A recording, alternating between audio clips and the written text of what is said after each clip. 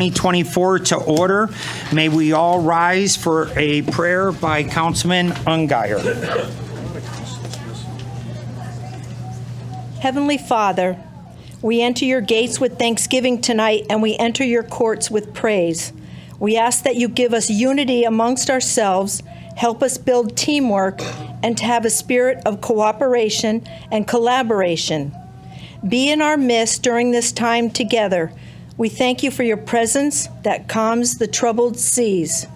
Give us clear minds and help us to concentrate on the effective plans of action. For we know that challenges that we face can be daunting and complex. Help us to have understanding towards every person, every position with respect, consideration, and high regard. Bless us by learning from each other, especially those with different perspectives. May your love surround us, your spirit guide us, and your peace calm us. In Jeremiah 29:11, it says, "For I know the plans I have for you, declares the Lord, plans to prosper you and not to harm you, plans to give you hope and a future." Our hope is in you, O God. Bless our community with a positive future. We ask this in your mighty name, Jesus. Amen. Amen.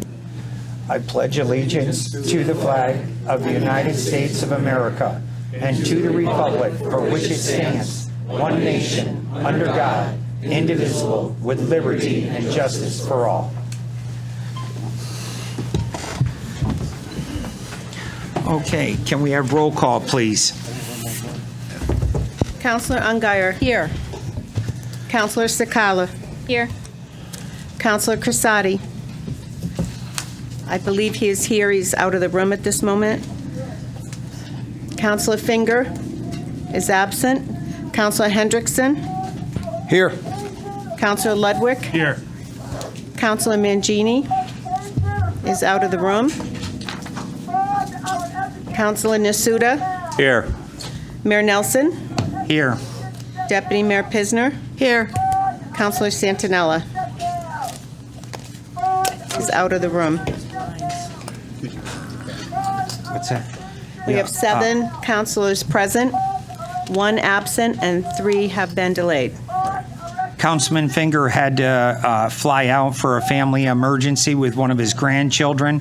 He apologizes to everyone that he can't be here, and he will be back as soon as possible. But again, family first. We're all volunteers, and family takes priority. Next, fire evacuations. In the event of a fire and emergency, there are 2 means of exiting the council chambers. Exit out the rear doors and walk a safe distance away from the building, or exit through the side doors and go down 1 flight of stairs, out the doors, and a safe distance away from the building. The minutes of preceding meetings, the special meeting, April 15th, 2024. Do I have a motion to approve? Motion's made by Second. Councilman Nasuda, seconded by Deputy Mayor Pisner.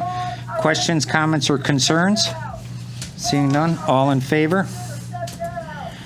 Okay, moving on to the regular meeting of April 15th, 2024. Any comments, corrections, or concerns? Seeing none, all in favor? Okay, the special meeting of April 17th, 2024.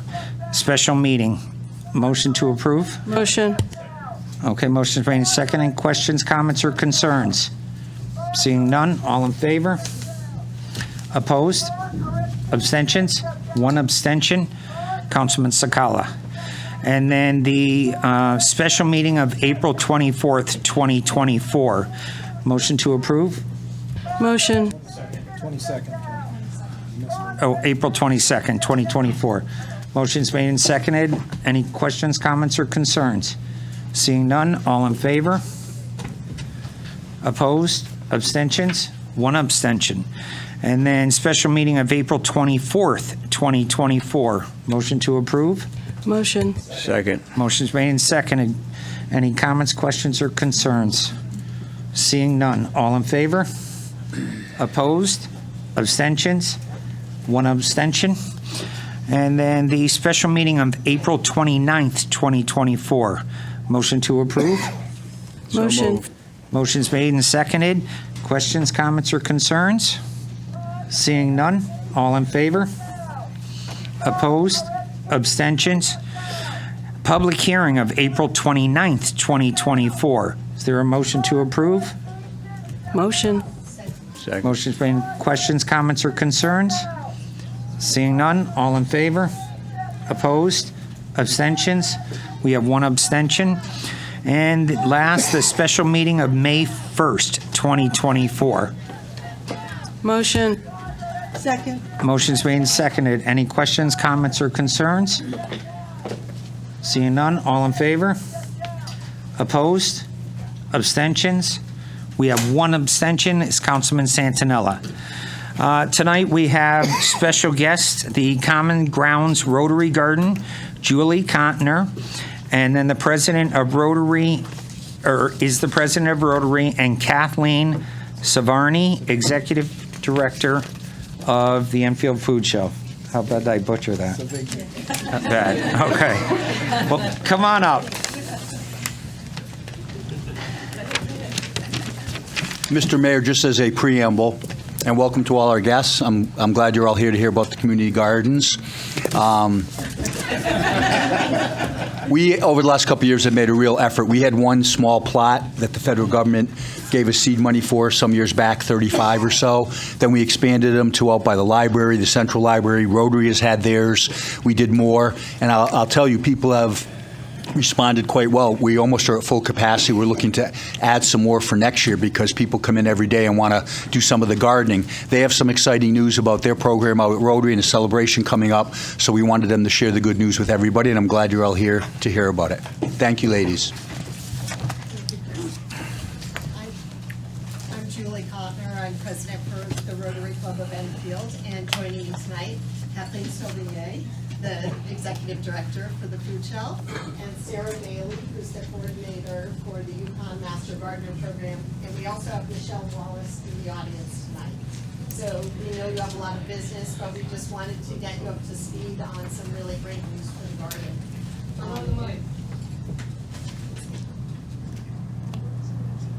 Try it now. Okay. All right, great. The garden was established back in 2006 by the Enfield Public Library's former director, who was also a Rotarian, Henry Dutcher. And over the years, the Rotary Club has continued to support the garden by funding the water and also other needed purchases for the garden. We're very happy to say that Johnny's Roadside Garden throughout the years has been the person that has donated the plants for that garden, and we're very grateful for all of that. We are also very thankful for Pat Bleakney and Allison Sacascio. Allison passed away during COVID, but the two of them really maintained that garden with the number of volunteers, as we all know as volunteers, has gone down, and those two are very committed to making sure that the produce happened. We've been able to yield over 20,000 pounds of produce from that garden, which is located behind the senior center. And as we mentioned, with the passing of Allison and other things happening due to COVID, the number of volunteers did significantly drop. I'll let you go next. It's actually Sarah. Sarah's good. So the Master Gardener Program, the Yukon Extension Master Gardener Program, was called in by the town and by the Rotary, looking for our expertise in how to rejuvenate this garden. And a quick look at it tells me it's in actually very, very good shape. The physical situation is wonderful. So we're on board to just basically guide it and to help the volunteers come up with the plan that will help them produce as much produce as possible during the season. We're also going to do some educational pieces during the summer for the public as well. So we're happy to be on board with this one.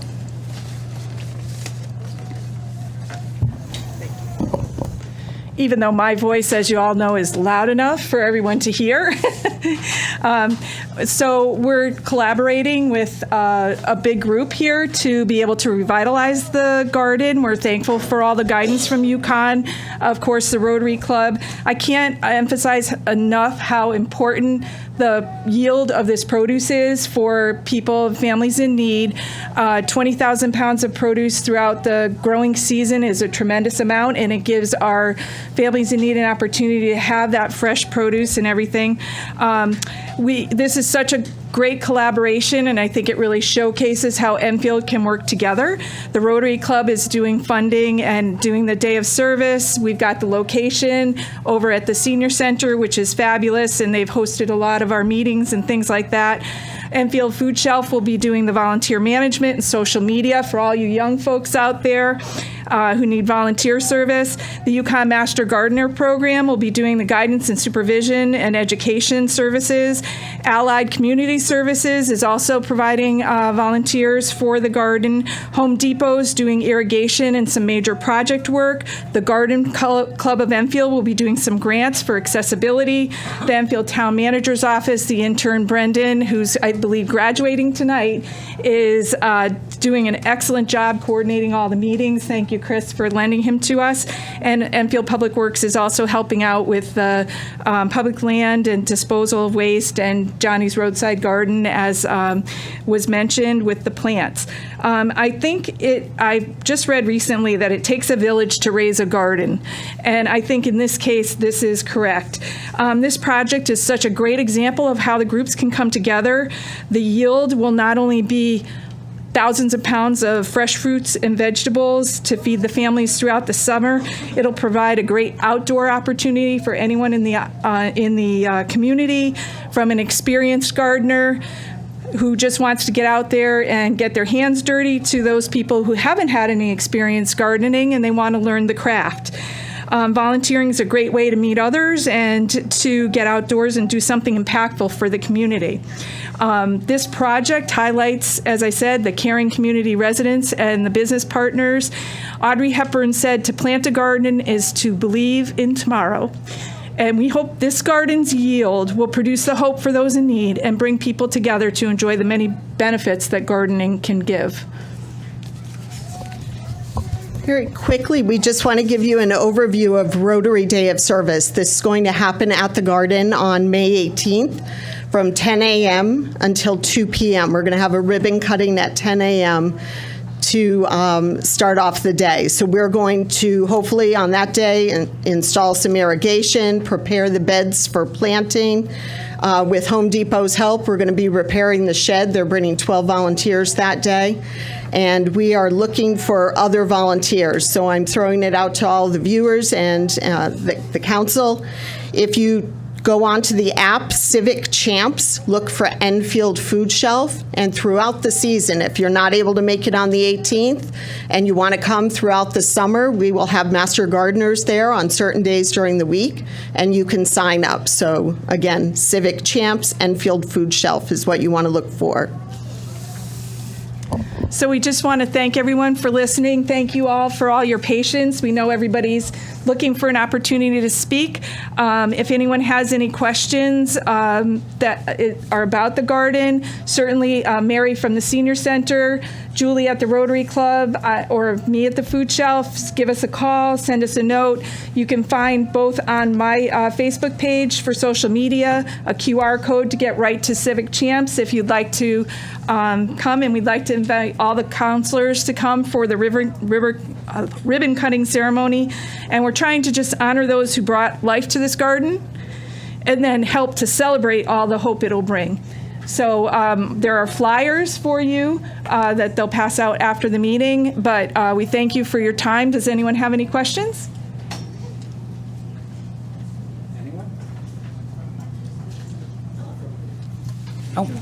I thank you very much. Great presentation. Thank you. And keep up the great work. We'll help you any way we can.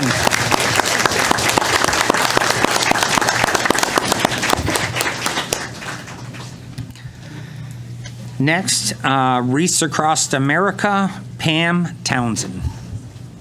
Kelly Davis. And Kelly Davis. And I believe you have a special guest with you tonight? The Boy Scouts? Well, I have a whole group of people that besides all the people for the school. All right.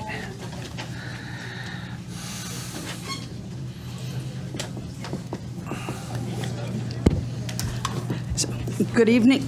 Is it on? Yeah. Good evening, everyone. Thank you for having us here as your special guests tonight. We are here to talk about Wreaths Across America, and I am Pam Townsend, a location coordinator for St. Pat's Cemetery. I'm also a military veteran, a member of the American Legion Post 154, and their auxiliary president, as the auxiliary has been the host organization for Wreaths Across America since 2018. Lori Gates, the founder of Enfield Hua, Cookies for Camouflage, and our convoy coordinator, is unable to be here tonight, but she does have a video that we'll present.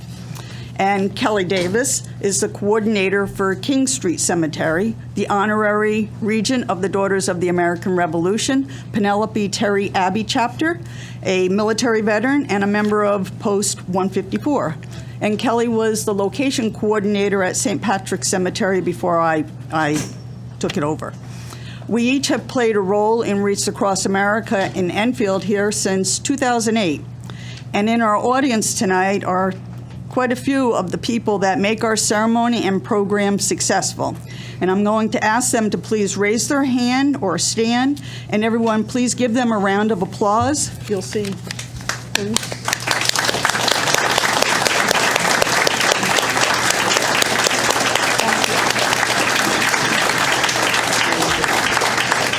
Thank you. Along with those in the audience, the tremendous support of Enfield Police Department, the emergency medical services, the fire departments, all the veteran organizations, the public schools, Team Home Depot, the Boy Scouts and the Girl Scouts of America. They help us in our mission to remember and honor our 5,000 veterans and teach our children. We absolutely cannot do this without all of their help, so I thank them very much. Tonight we are going to show you two videos. One produced by one of the Walmart drivers that was here, that came to Enfield, and Lori was going to talk about it, but she's not going to. And then another video of Enfield's 2023 Wreaths Across America. Alex?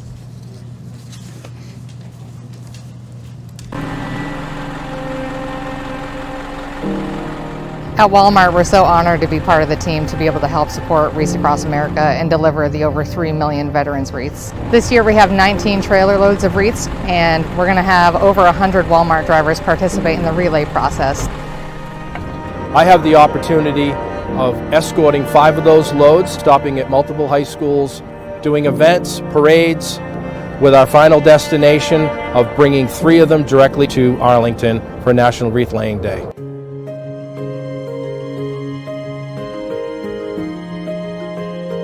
You know, our mission is to remember, honor, and teach. So we're remembering fallen, honoring those who served, and we're teaching the next generation the value of freedom.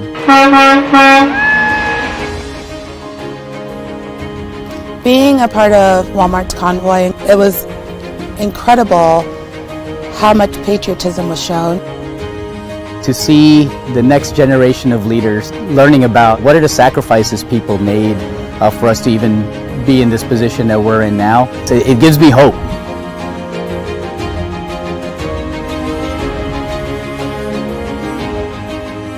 I think the importance of this is obviously for the memory of our veteran that's passed on. It is for our Gold Star families to know that their loved one is not forgotten. They paid the ultimate price for our freedom. So it's an honor for me to go in there and place wreaths on the headstones of these soldiers and salute them and say their name.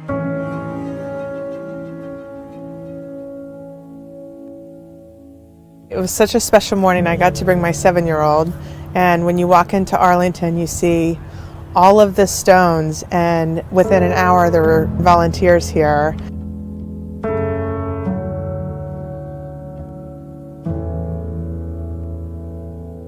many have said people die 2 times in this life, once when they physically pass away, the second time when the last time someone says their name aloud. The symbolism of putting that wreath is that veteran is never forgotten. So our company is founded by a veteran. I think Sam Walton would be extremely proud to see our association honoring those who served.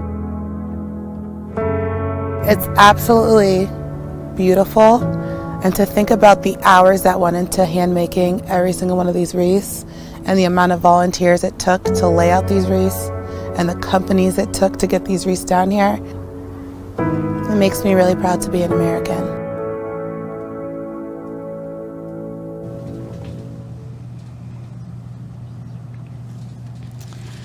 So each one of those drivers that was interviewed or spoke came here to Enfield in December, and we got the opportunity to talk with each of them, and they were amazing to talk to. And on their way down to Arlington, they stopped in they were heading to Arlington, Shanksville, and Long Island National Cemetery. They were splitting all out. So as you watch our next video, please take a note of the young people participating. They are our future leaders. As a veteran, it is important to me to see them be a part of this national event. And I'd like to thank the parents, the caregivers, the scout leaders, the teachers, whoever is encouraging them to be a part of this national event.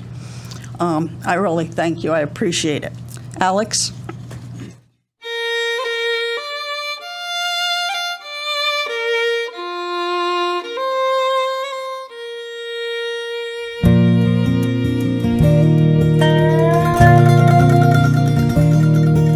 I never thought that this is where I'd settle down.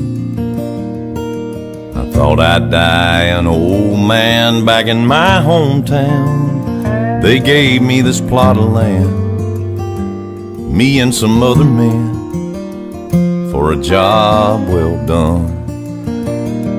There's a big white house, it's on a hill just up the road. The man inside, he cried the day they brought me home. They folded up a flag and told my mom and dad, we're proud of your son. And I'm proud to be on this peaceful piece of property. I'm on sacred ground and I'm in the best of company. I'm thankful for those, thankful for the things I've done. I can rest in peace, I'm one of the chosen ones. I made it to Arlington. I remember Daddy brought me here when I was 8. We searched all day to find out where my granddad lay. And when we finally found that cross, he said, son, this is what it costs to keep us free. Now here I am 1,000 stones away from him. He recognized me on the first day I came in, and it gave me a chill when he clicked his heels and saluted me. And I'm proud to be on this peaceful piece of property. I'm on sacred ground and I'm in the best of company. And I'm thankful for those, thankful for the things I've done. I can rest in peace, I'm one of the chosen ones. I made it to Arlington.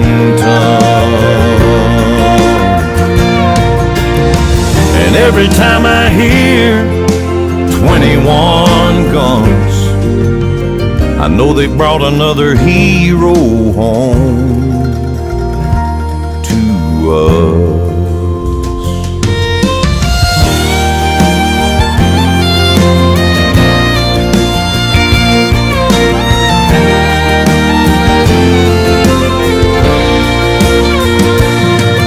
We're thankful for those things thankful for the things we've done. We can rest in peace, 'cause we are the chosen ones. We made it to Arlington. Yeah, dust to dust, don't cry for us.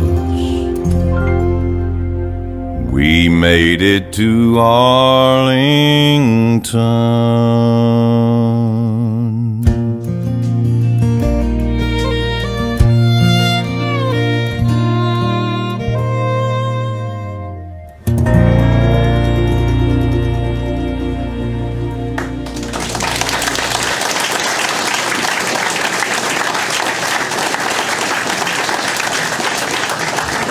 And we're not done.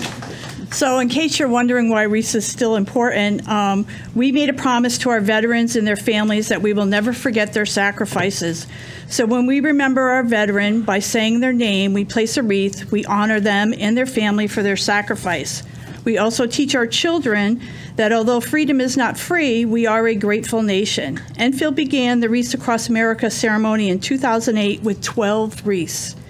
We have come a long way honoring our local veterans, increasing the number of wreaths each year to last year where we placed 2,035 wreaths at 9 cemeteries.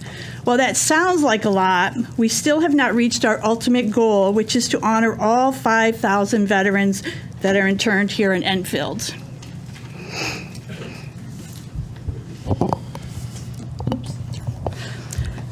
So tonight, we thought we would share a little bit of what goes into Wreaths Across America throughout the year. So for example, about 48 hours prior to the ceremony date, we receive information on the next year's ceremony. So we begin even before. And then every January, we must obtain permission from the cemetery managers to have a ceremony and/or place wreaths in their cemeteries for that year.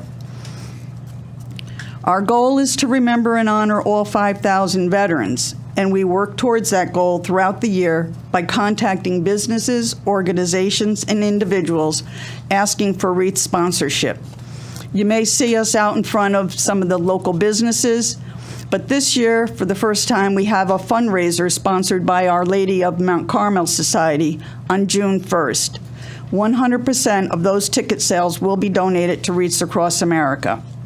I have flyers, and there's been notification published across social media and in the patch, and I'll send it out again. All I ask is that you please save the date and join us on June 1st at Mount Carmel. In May and November, American flags are placed at veterans' graves. Our greatest challenge is identifying a veteran's grave. If the foot marker is not cleared, our scouts may not see it, we may not see it. And that is why we ask the public to please help clean around the foot markers so we may honor all 5,000 of our veterans with an American flag and a wreath. In December, if we are lucky, a portion of the convoy will visit Enfield as it heads to Arlington National Cemetery. Then, Enfield's wreaths are delivered on the Thursday or Friday before the ceremony. And on National Wreaths Across America Day, we have our ceremony and place our wreaths at Enfield cemeteries and monuments. Although we have worked together in the past, Kelly and I coordinate wreaths for specific cemeteries. This year, with the approval of headquarters, we are excited to announce that we are partnered to increase wreath sponsorship so that we may honor all 5,000 veterans interned throughout Enfield. And what does that mean? We are allowed to receive more wreaths than needed for our specific locations, and then redistribute them to unregistered cemeteries. As you saw in the video, every cemetery was honored with a wreath, including Holy Cross. Unfortunately, we did not get a picture. With expanding to other cemeteries, we need your help with increasing wreath sponsorship and placing those wreaths at the locations so that we may honor all 5,000 veterans. You can contact us through Facebook, Enfield, Connecticut, Wreaths Across America, or email me, me, I was thinking Kelly also, but it comes to mind. EnfieldWAA@yahoo.com to volunteer or sponsor a wreath. And a wreath costs $17. In closing, Enfield is an amazing community of volunteers, and we all have a passion about something. But we also support each other's passion. Our passion is our veterans. And with your support, we can reach the goal of honoring all 5,000 veterans. And this year's ceremony is on December 14th, and Enfield's ceremony will be at St. Patrick's Cemetery, and we hope to see you there. Thank you.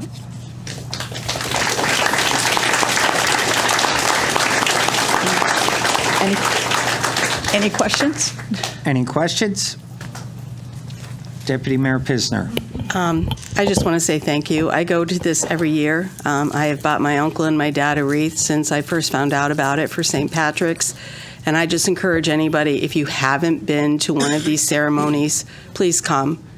Whether you have a veteran buried in the cemeteries or not, it is probably one of the most emotional days you will ever go to. Pam, everybody, Kelly, what a great job. And I just want to thank you again for doing it. Thank you, Marie. Anyone else? Okay. Thank you. Thank you, Pam.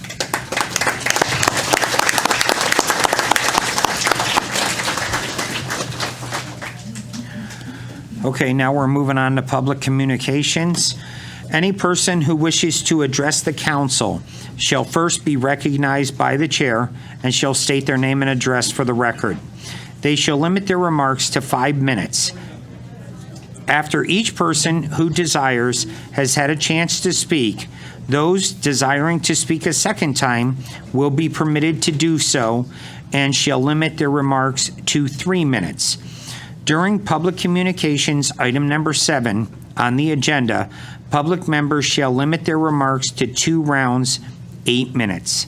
During public communication, item 16 on the agenda, if prior to 11 p.m., each person shall limit their remarks to 3 minutes. Public communication shall be limited to 1 hour, unless extended by a majority vote of the council. All remarks shall be addressed to the council as a whole and not to any individual member. All remarks addressed to the administration of the town shall be addressed to the town manager and not to an individual employee. Public members shall observe proper decorum and good conduct and shall refrain from personalities and improper language. Thank you. Who would like to come up first? Lucian.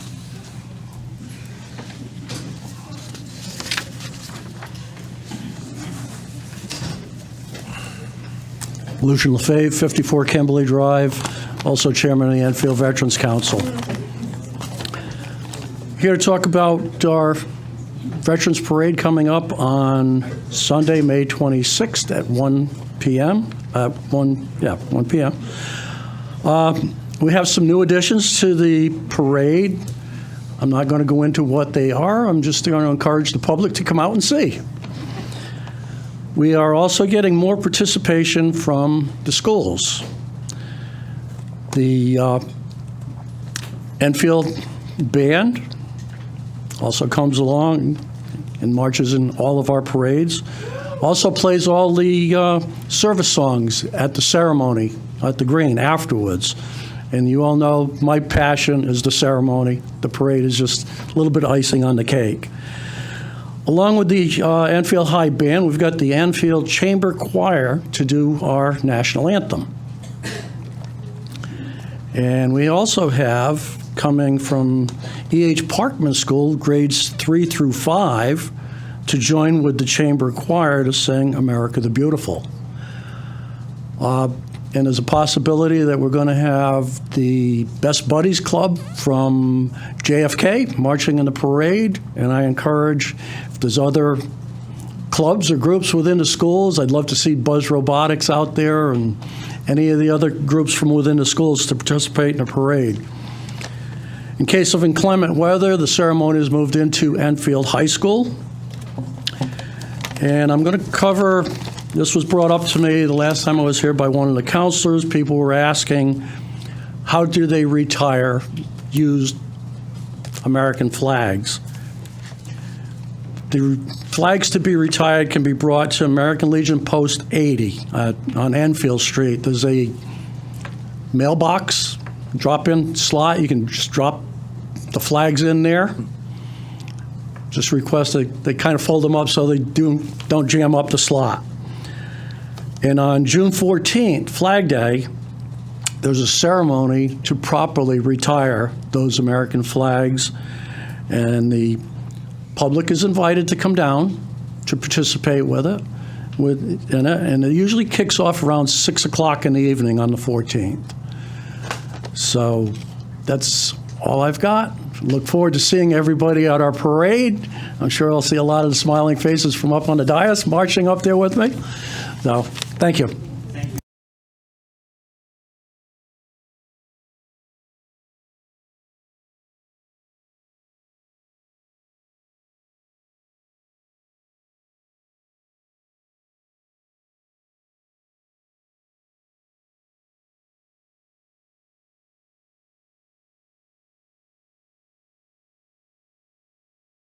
I have had 3 daughters go through the education system, classes of 2015, 2018, and 2020. Their education in the Enfield school system set them up to achieve their goals. They all have obtained careers in their chosen fields, 2 nurses and a special education teacher. 2 of them have already bought houses in Enfield because of their experiences with the education system.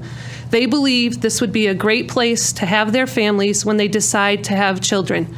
I don't see how that can be with the devastating blow that you are dealing to the school system by not fully funding the school budget.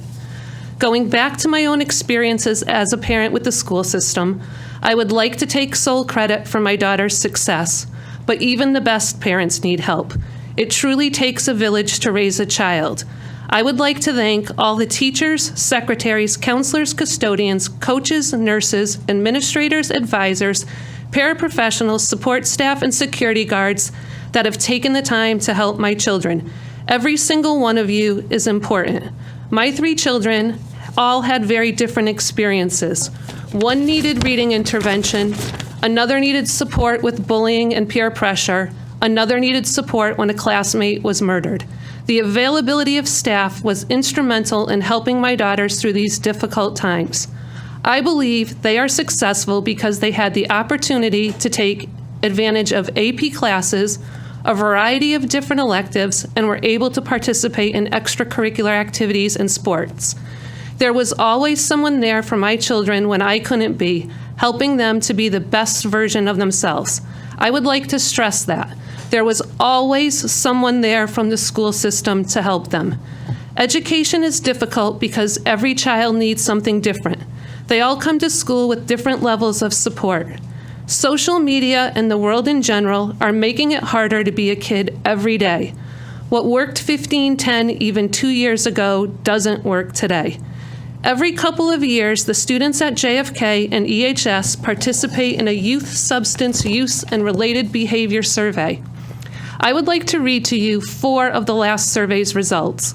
Number 1, anxiety. For grades 6 through 12, 13.8% of youth reported always or almost always feeling anxious or nervous, so much that it affected schoolwork, relationships, or life overall. That's 1 in 7 students. 2, self-harm. 33% of youth in grades 6 through 8 reported ever having thoughts of hurting themselves, and 21% reported having them hurt themselves on purpose. For grades 9 through 12, 30% of youth reported ever having thoughts of hurting themselves, and 19.8% reported having hurt themselves on purpose. That's 1 in 5 students. 3, depression. 41% of youth in grades 6 through 8 and 48% of youth in grades 9 through 12 reported ever having felt sad or hopeless so much that it stopped them from doing their usual activities. 31% of youth grades 6 through 8 and 34% of youth grades 9 through 12 agreed or strongly agreed that they feel sad most of the time. That's 1 in 3 students. 4, suicidal ideation in the past year of this survey. 16.6% of youth in grades 6 through 12 reported having considered attempting suicide within the past year. That's 1 in 6 students. These survey results should be alarming. This is what anyone involved with education faces every day. We could compare these results to past years, but anyone who works with statistics effectively can make the numbers represent what they want it to. If things are trending down, thank a staff member for being there and caring about their students. If the numbers are trending up, realize that there are consequences for cutting staff. Each position you cut is an individual who might have connected with a struggling student. Each class size you increase decreases the opportunity for a teacher to connect with a struggling student. Each elective, club, activity, and sport that you cut may have been what was keeping a struggling student trying. Another opportunity for a student to connect with a positive role model eliminated. If you truly care about this town and its residents, then don't hurt its most vulnerable, our students. I know that not all of you are okay with this budget and would like to thank the members who supported the 8.6% increase. I am asking you, those who did not, please reconsider your position and choose to fully fund our school system. The town's children, our children, deserve better from some of our council members. Thank you. Thank you.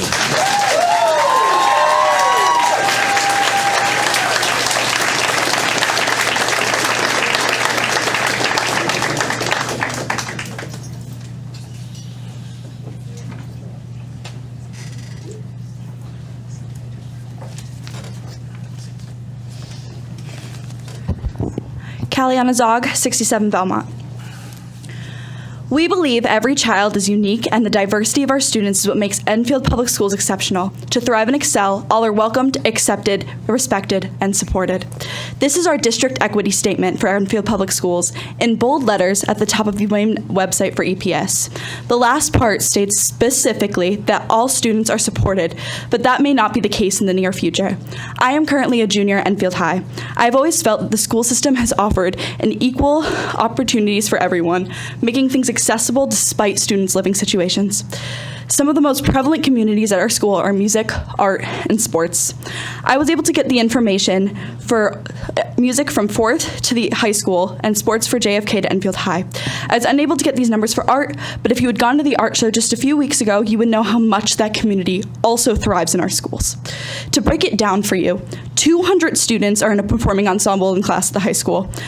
448 students are in a performing ensemble class in the middle school, and 330 students are in a performing ensemble in one of our 3 secondary schools. That is 978 students in an ensemble, which is nearly 20% of all the students at Enfield Public Schools. For sports, there are 503 at the high school who participated in at least one sport, 132 students at JFK who participated in at least one sport. That is 635 students, or about 13% of the students in Enfield Public Schools. Between the two, that is 33% of Enfield Public Schools pre-K to 12. At least 33% of students, which would be even more if art numbers were included, are at risk of seeing something they love so much get thrown away. And for what? I understand taxes are high, but if our money should be going anywhere, it should be going to the schools, our students, our future.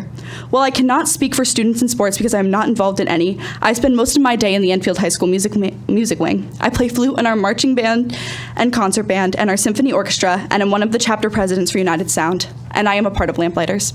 I just applied to be a part of the New England Honor Band, which would not have been possible if not for the massive opportunities for music education at our schools. I even plan on going to college for music next year. What I simply don't understand is how you can risk these things be taken from us with no second thought. Students matter, our futures matter, and so does our education. What brings me to my other point. The risk of teachers being cut, we could start to see class sizes in the 30s. As a student with ADHD and anxiety, that class sizes that big would overwhelm me and many others and make it harder to focus. It would reduce the amount of one-on-one time we have with our teachers to get help. We could see massive decreases in students' performance. Is that really worth it? Us as students are expected to succeed, but can only do so when given the tools. When those tools are taken from us, how do we expect to succeed? How do you expect our students to get into colleges with a decrease in extracurricular activities and and the potential for us to lose the little one-on-one time we have. We truly aren't asking for much. We are asked to be respected and heard in the community. We deserve to have our voice heard, student, teacher, staff member, etc. I ask you to please truly think about what this could mean. I understand that this will not direct any of you directly, but it doesn't mean that that is right. We are a community, and we should be doing what is best for the community. I would hate to see Enfield turn into a place that only benefits those who make the decisions, not those who are currently affected by them. But unfortunately, that seems to be the case. And if a 17-year-old can see that, it is blatantly obvious to everyone. To close out, I would like to invite you personally to the band and jazz band concert this Thursday and the orchestra and chorus concert next Thursday, both at Enfield High School, and ask you this: is a few more dollars in your bank account every month really worth our students' education?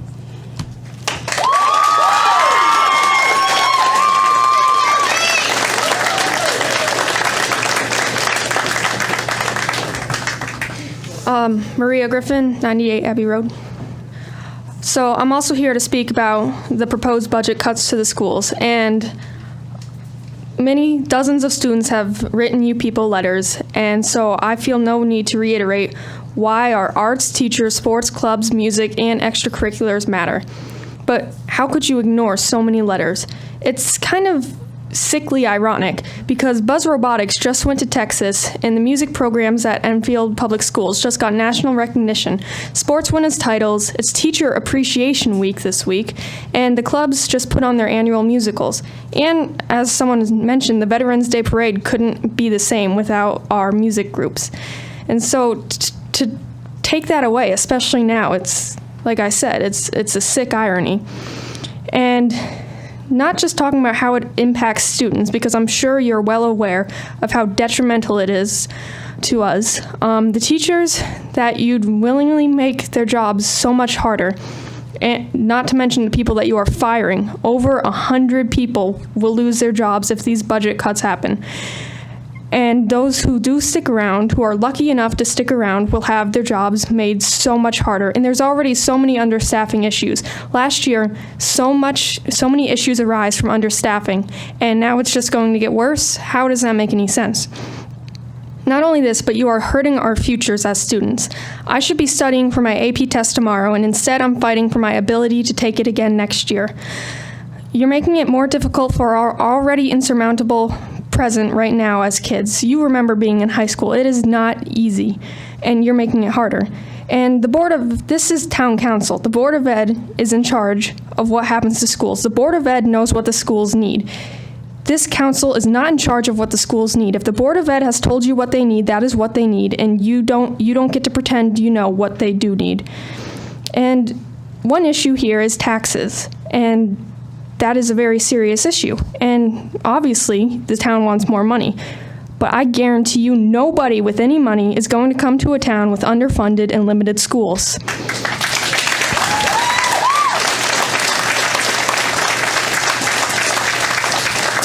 You have all these people telling you that we need the money. It's not a want, it is a need. We deserve the bare minimum for our education. And it is your job to do what's best for these people, not your own interests, these people. It's not your job to be politicians, but to do the job that we elected you into. You may tell yourself that you aren't destroying our education or our futures or the livelihoods of over 100 teachers, but if you cut the budget, then that is exactly what you are doing. The people my age, seniors, juniors, and some sophomores, will be eligible to vote when it's re-election time in 2025.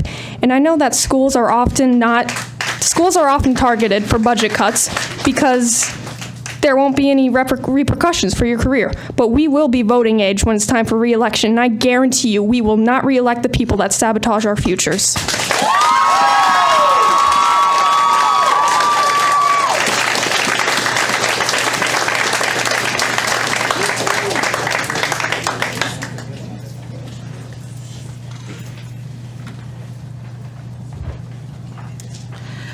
Hello, my name is Carrie Carney. I live at 2 Charnley Road.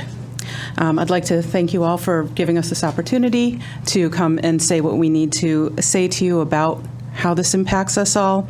I'd just like to start by saying in 2023, at the April school board meeting, Superintendent Drezek showed how the composition of our student body has changed over the last 15 years from a relatively low level of economic and educational need to one that's much greater. So over 50% of the student body having some need, resulting in Enfield being labeled as an Alliance district. Now, it's difficult to budget to accommodate these increased needs, as the state doesn't provide 100% funds for special ed placements and requires us to pay for students to attend charter schools and hasn't provided Enfield with any Alliance money. But none of this is news. The question is, what do we want to do about it? For me, it was suggested at the last meeting that if I want my children to have a good education, I could have moved to a different town. And certainly, I could have. But as a lifelong resident, Fermi class of 91, I feel like it's up to me to make an investment in this town and in my children's future. So, to me, it makes more sense to fund the schools at the level they need in order for our students to be safe and successful. And honestly, I think that makes sense to many people in this town. As previously noted, school performance is linked to town performance. A drop in property values could be far more harmful in the long run than a tax increase or a change in town services. Also, we as a town are proud of our schools, our students, and our families. We see this in the number of local community sponsors who subsidize our clubs and activities by giving generously to fundraisers, time and again throughout the year, and giving generously of their time. Our civic pride is inextricably linked to our connection with our youth. Can you imagine a Memorial Day parade without our marching band or without our youth groups, some of which you see here this evening? The bottom line is that these things don't happen without funding. And that goes beyond the bare minimum to keep the lights on. In order to be successful, students need to be engaged in their schools and communities. And this engagement develops through connections with caring adults. It starts with their parents and grandparents and continues with their teachers. As COVID taught us, relationships are critical to development. It's why class sizes need to be small for our youngest learners, and why I would rather keep the skilled teachers and counselors who have made such an impact on the lives of my children and of many other children in this town than see them just cut away in order to save some money. We need to make better decisions. The town budget has gone up, I believe, again, in the previous meeting was quoted like, over the last 10 years, the town budget has increased 45%, whereas the school budget has gone up a mere, I think it was about 15%. Over 10 years, that doesn't even represent enough to cover basic cost of living increases, never mind what we're seeing now with the costs that have increased so dramatically since COVID. I mean, even just the student information system went up 8% this year. That's incredible. The costs of just keeping the lights on have gone up, but there has not been a commensurate level of funding increase from this town to support that. And so when we don't do that, what are we saying about the town? What are we saying about our community? And what are we saying about our priorities? And I'll end with this. As a town, we jeopardize our future when we refuse to fund theirs. Thank you.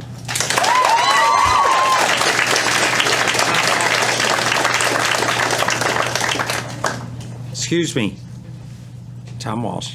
That's all right. They can go first. I'll go after. Nope, we got order. We'll call you up when it's time. Thank you. Tom Walsh, Roseanne Street. Is this thing working? I didn't come about this. Came about something you could cut from the budget. The school guards, or the school, whatever you're going to call them now. I've mentioned this before, and I think it's a better idea. We already have a pretty good police department here in town. We put a substation in each school and let our cops work out of the substations during the day. They got to be in our neighborhoods anyhow. We got schools in pretty much every neighborhood. They give them a place to be in and out, give them a place to do their paperwork. You're going to bring in guys, they may be retired cops, but they're not going to be training like these guys do on a regular basis. All right, you're better off having them in school. Plus your kids are going to be with these guys every day. Maybe it'll teach them to respect them a little more than they do now. But I don't know, and I just think that's a better idea. It'd save you $1.5 million. I mean, they already got radios, they already got guns, cruisers be in and out of school all day long, so nobody's going to know when they're not there. I just think that would save us $1.5 million, and you can give it to the school budget. The other thing doesn't have to do with, well, it does kind of, these apartments. I just seen they're going to put up apartments on South Road, 168 apartments. I did a little research. It's kind of hard to find apartment buildings and what they're assessed at. So I took a street in Enfield, added up all the houses, divided it by the number of houses, got the assessments. On that street, the average taxes on a house is $5,975.52. Then I looked up a 6-family house in town. It's assessed for $223,300. Okay, so their tax, you divide that by 6, but it ends up being each apartment pays $1,343.10. And I guarantee you those 6 apartments are using a lot more services in this town than one single-family house.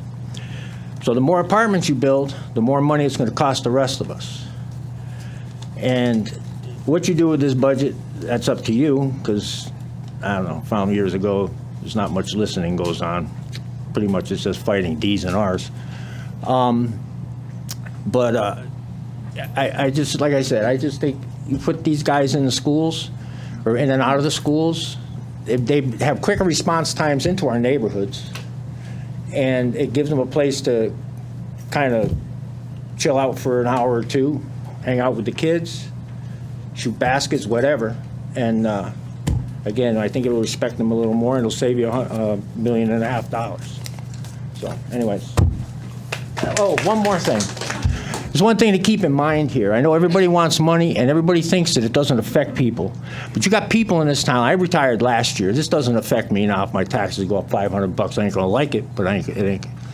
But there's people in this town that are in late 70s, early 80s. When they retired, maybe their Social Security is $800 a month, $900 a month. I'm pretty sure the freaking 401ks have run out by now. All right? And these people trying to live in their houses and make ends meet. I know a couple of them. All right? So this affects a lot more than just a kid's education. The more you raise taxes, the more you put these people out of their houses, or you put a burden on them. That's the thing all you people got to keep in mind. Somebody's got to pay for this. It's not free.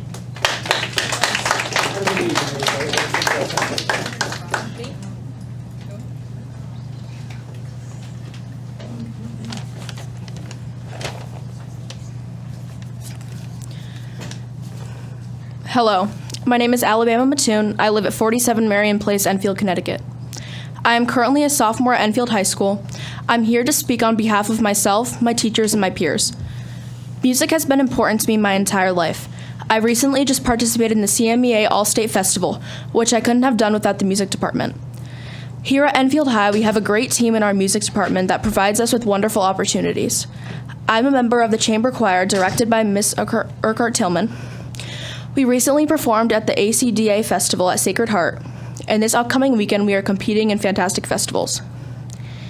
If we were to lose our funding to music department, all of these opportunities would go away.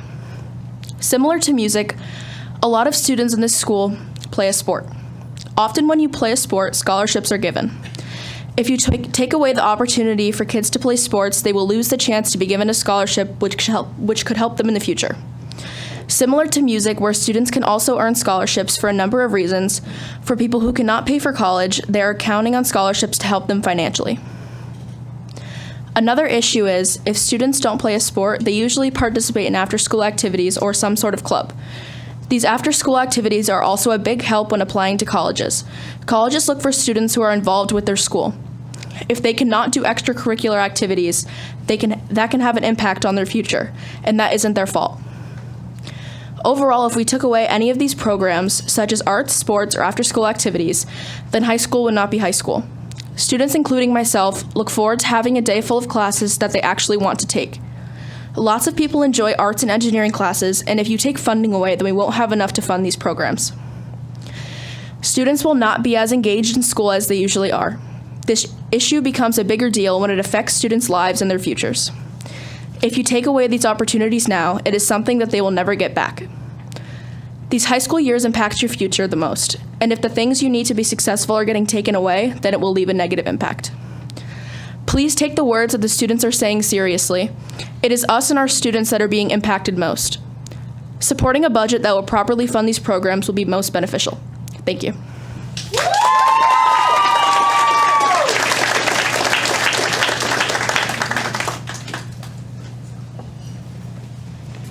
Sherry Spalding, 11 Cartier Road. Good evening, members of the Town Council. I'm a special education teacher here in Enfield. I stand before you tonight not just as an educator facing potential layoffs, but as a deeply concerned member of this community and a parent. Your proposed education budget is causing immense worry among our community. Just look around you. While I understand the need for fiscal responsibility, I urge you to reconsider the impact of your proposed budget will have on our children's futures, particularly those with special needs. One thing I've continuously heard since receiving my pink slip this year is, don't worry, special education won't be impacted. Special education is safe. They can't cut the special education budget. This is a belief that seems to be supported by the rising number of special education learners in our district. Perhaps we can work together to ensure everyone in this room understands the legal requirements around special education, since it's been made very obvious that some board members sitting in front of us this evening have not been properly educated in the field. I'd love to educate you on some legal concerns we can and will face if you pass a mere 2% increase for next year. Special education thrives on a well-resourced general education environment. I'll repeat that again. Special education thrives on a well-resourced general education environment. A cut to the general education budget is a cut to special ed. All special ed students are entitled to FAPE, providing a free and appropriate public education, which includes learning in a least restrictive environment. What does this look like? My students who come to my special education classroom every day are pushed into their general education classrooms when appropriate to allow them to receive an education alongside their non-disabled peers as much as possible. If my 5th grade special education student reads at a 5th grade level and has no reading goals in their IEPs, why would I hold them back from learning the reading curriculum alongside their general education peers with appropriate supports in place? So I send those learners to general education to ensure that they're being educated per legal mandate. Larger class sizes and fewer staff directly translate to less individual attention, which is crucial for students with IEPs and 504 plans. This, in turn, will lead to a domino effect. General education teachers, already stretched thin, will be tasked with integrating more special education students while managing larger class sizes. This means general education teachers will have more time spent on paperwork and in PPT meetings, taking them away from both their general education and special education students who need their support. Such an environment directly contradicts the legal mandates of FAPE and LRE, which were put in place to ensure that students with disabilities receive the support they need in the least restrictive setting possible. These conditions are not appropriate for our special or general education learners council. Larger classes with fewer resources make these legal mandates extremely difficult to implement. When we cannot provide an appropriate educational setting for these learners, we end up paying out for outplacement or lawsuits, sometimes both. So yes, special education will be impacted by your proposed budget, and Enfield Public Schools will end up paying out more money in preventable lawsuits for denying students with special education needs an appropriate learning environment in the least restrictive setting. We can afford to keep our teachers. We cannot afford more lawsuits. Thank you.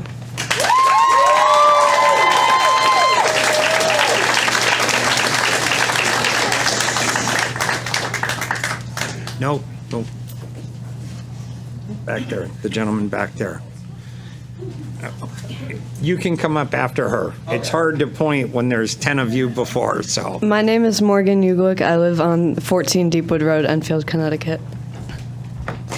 I'm here. I'm an 8th grade student at JFK Middle School.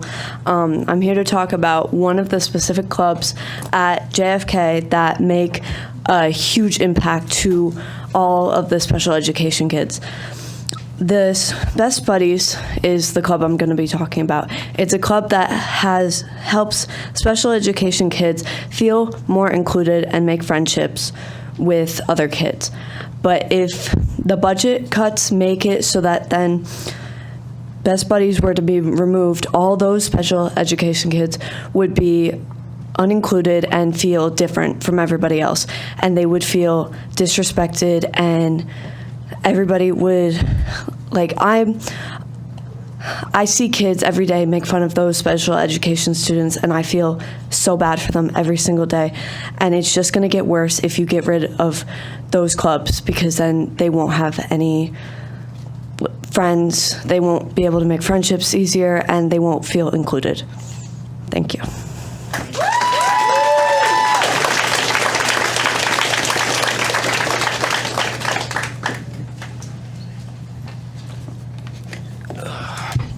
Hello, my name is Luca Basile. I'm here tonight fighting for my teachers who got me here. Your address, please. Oh, hi, my name is Luca Basile, 28 Union Street Extension. I'm here today fighting for my teachers who got me where I am today, sitting where I am today. I'm fighting for all the teachers in Enfield High who have made an impact on my life. Thank you. Fund the teachers.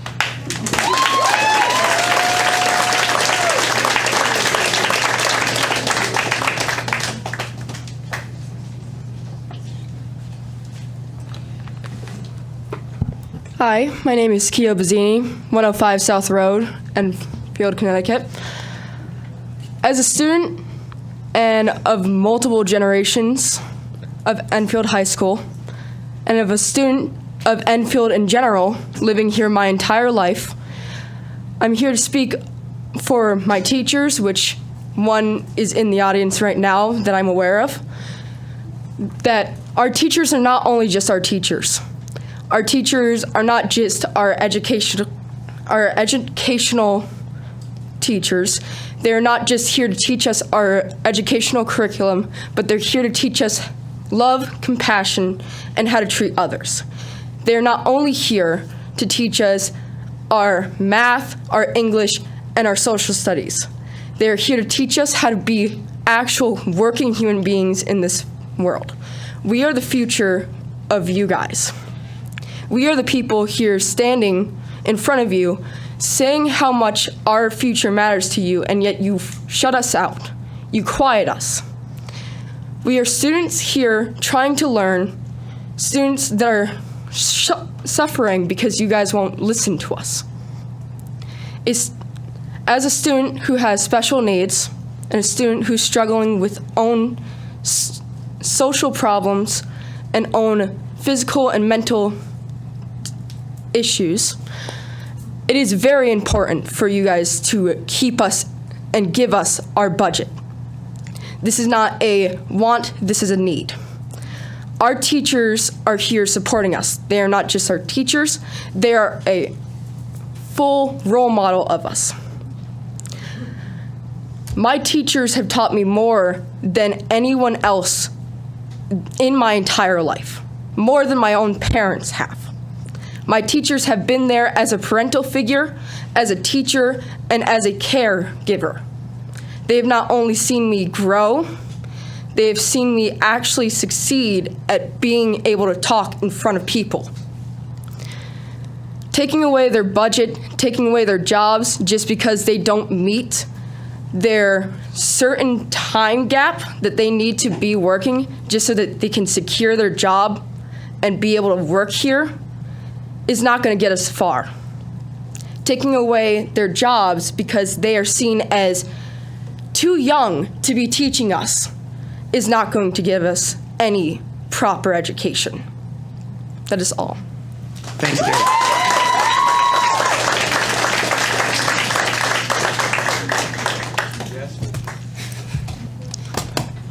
My name is Richie Chen. I live at 33 2nd Ave. I want to thank the Town Council for volunteering their time and patience for the citizens of Enfield. My name is Richie Chen. I am a 17-year-old junior in Enfield High School. I am a student, athlete, musician, and the vice president of the student council for the upcoming senior class. I am concerned about the proposed cut to the education of Enfield. So, what would happen if we accepted only 2% for the budget? Music and sports programs could be thrown out the routine, and 121 facility members will be formally dismissed as they no longer become eligible for renewal of their occupation. This may seem straightforward, but there's more than meets the eye. First, music. From personal experience, I was a timid person. I lacked confidence. I hated myself in the past because of the way I am. And all this bottled for me years to come. When I first encountered music and picked up a saxophone, a door opened.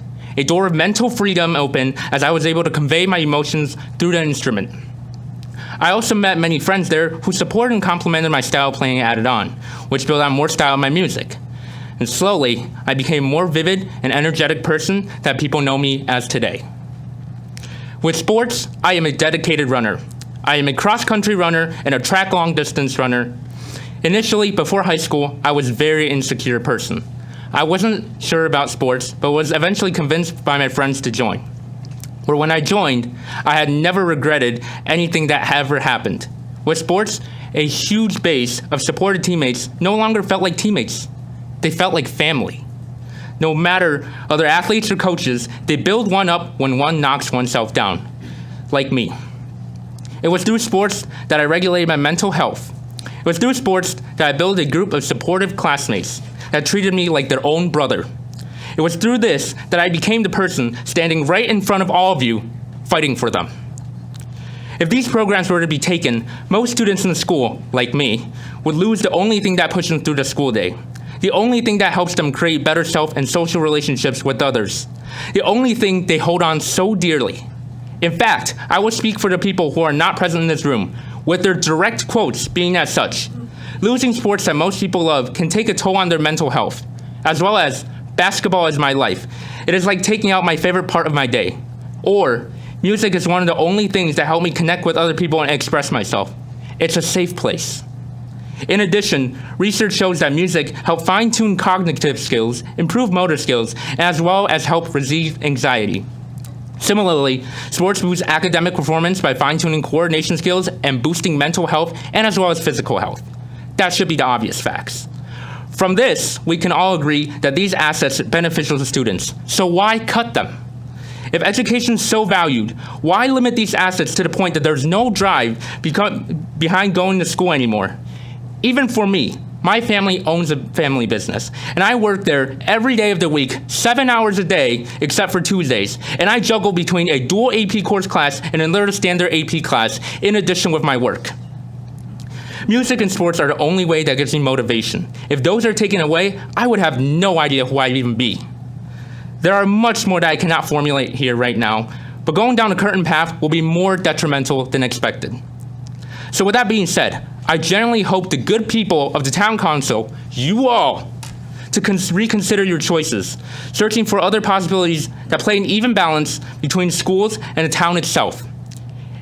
I'm going to reiterate this. I know somebody said it before, but the Enfield High School Music Department would like to formally invite all members of the council to our band concert on May 9th, 6 o'clock in the auditorium at Enfield High School, where you'll be welcomed and greeted by seats that are readily available to you, all to embrace the flow of the emotions of hundreds of students. Thank you for listening.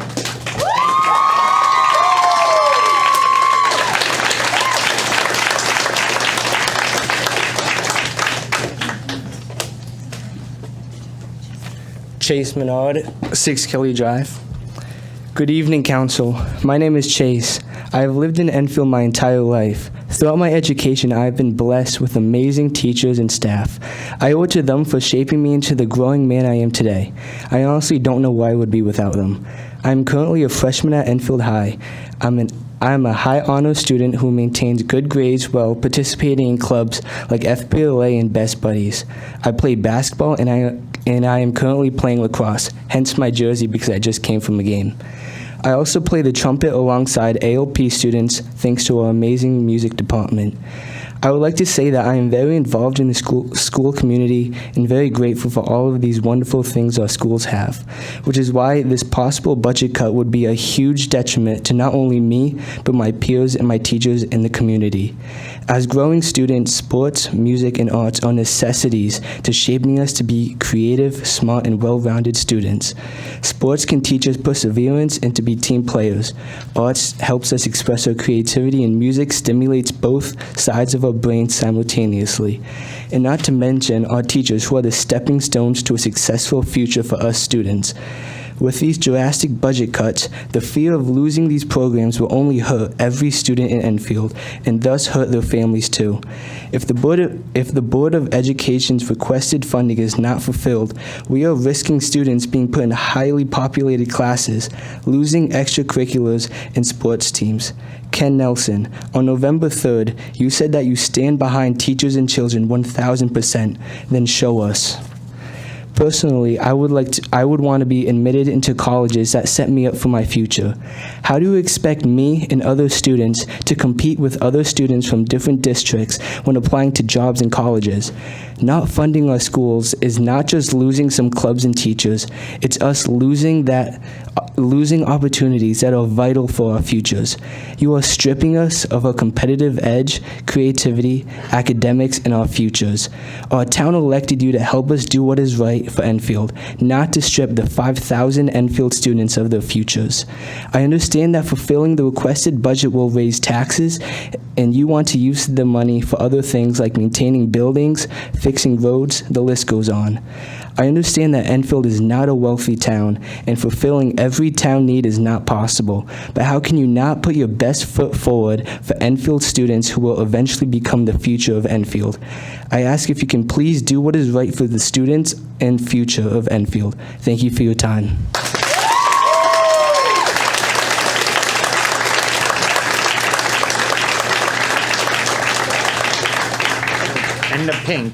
In the pink, yep.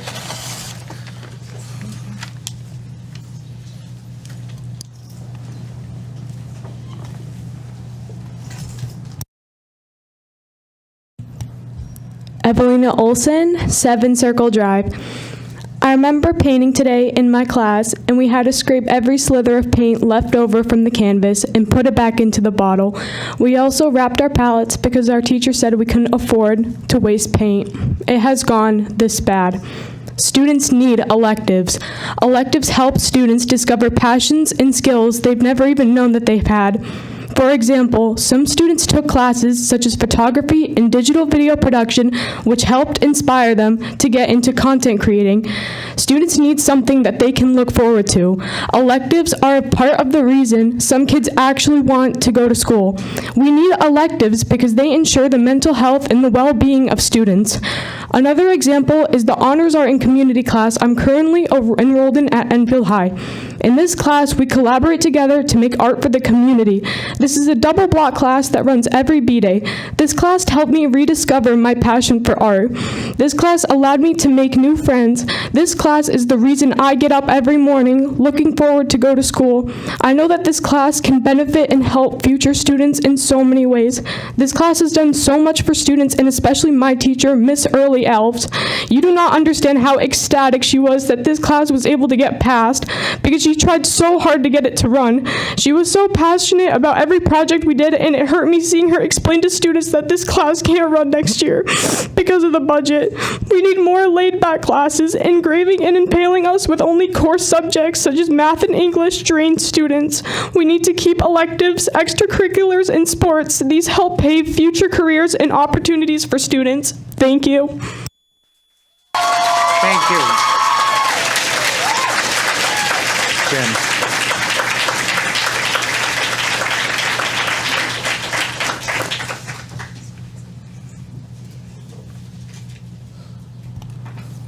Jennifer Krasinkiewicz, 209 Abbey Road. I'm here on a different subject altogether. I'm here to talk about the solar farm proposed location at 141 Town Farm Road. I've been here along with my neighbor several times since November 20th of 2023 to discuss this topic.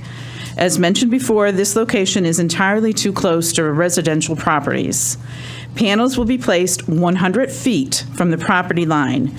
Representatives from Lodestar Energy have spoken with us, explaining that they will have chain link fences 7 feet high and 5-inch space underneath for small animals to get in and out of. In addition to white spruce bushes, which initially will be 4 to 5 feet tall and over time will grow to possibly 8 feet. The panels themselves will be 10 feet tall. So not sure how the spruce will actually block the sight of the panels. These panels, which rotate in this case from east to west, they will be facing our backyards during the heat of the day.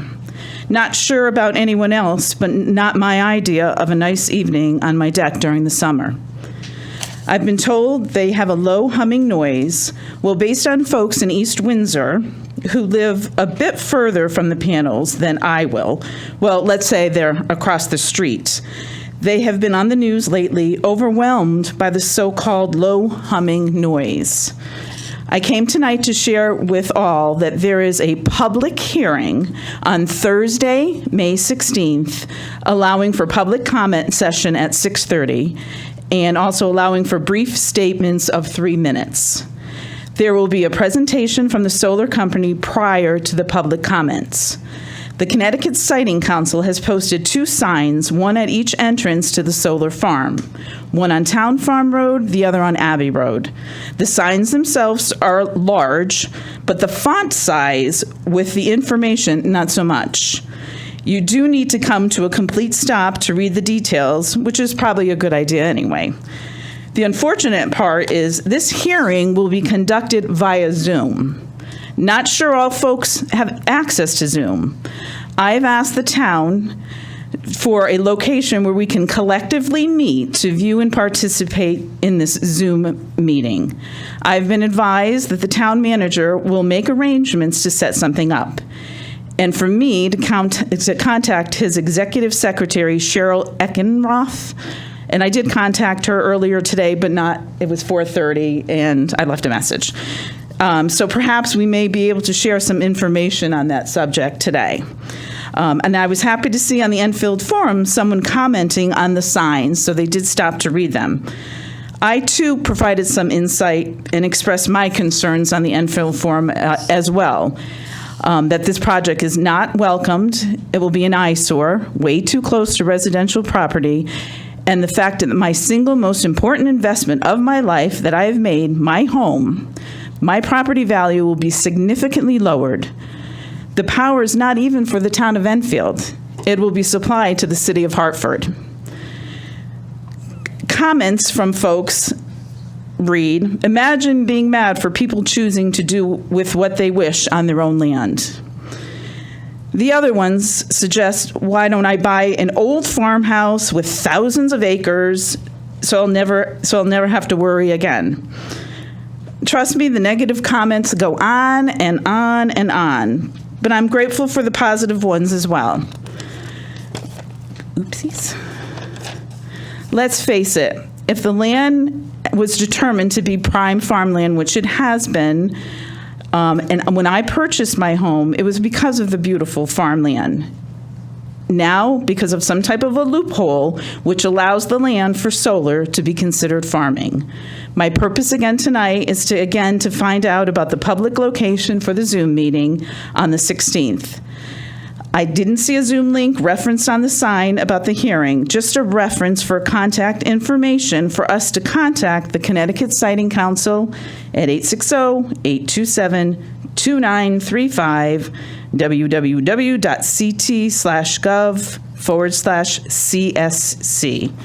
So again, thank you for listening. I appreciate it, and I'm looking forward to additional information. Thank you. Thanks. Thank you. Dead center in the orange, yep.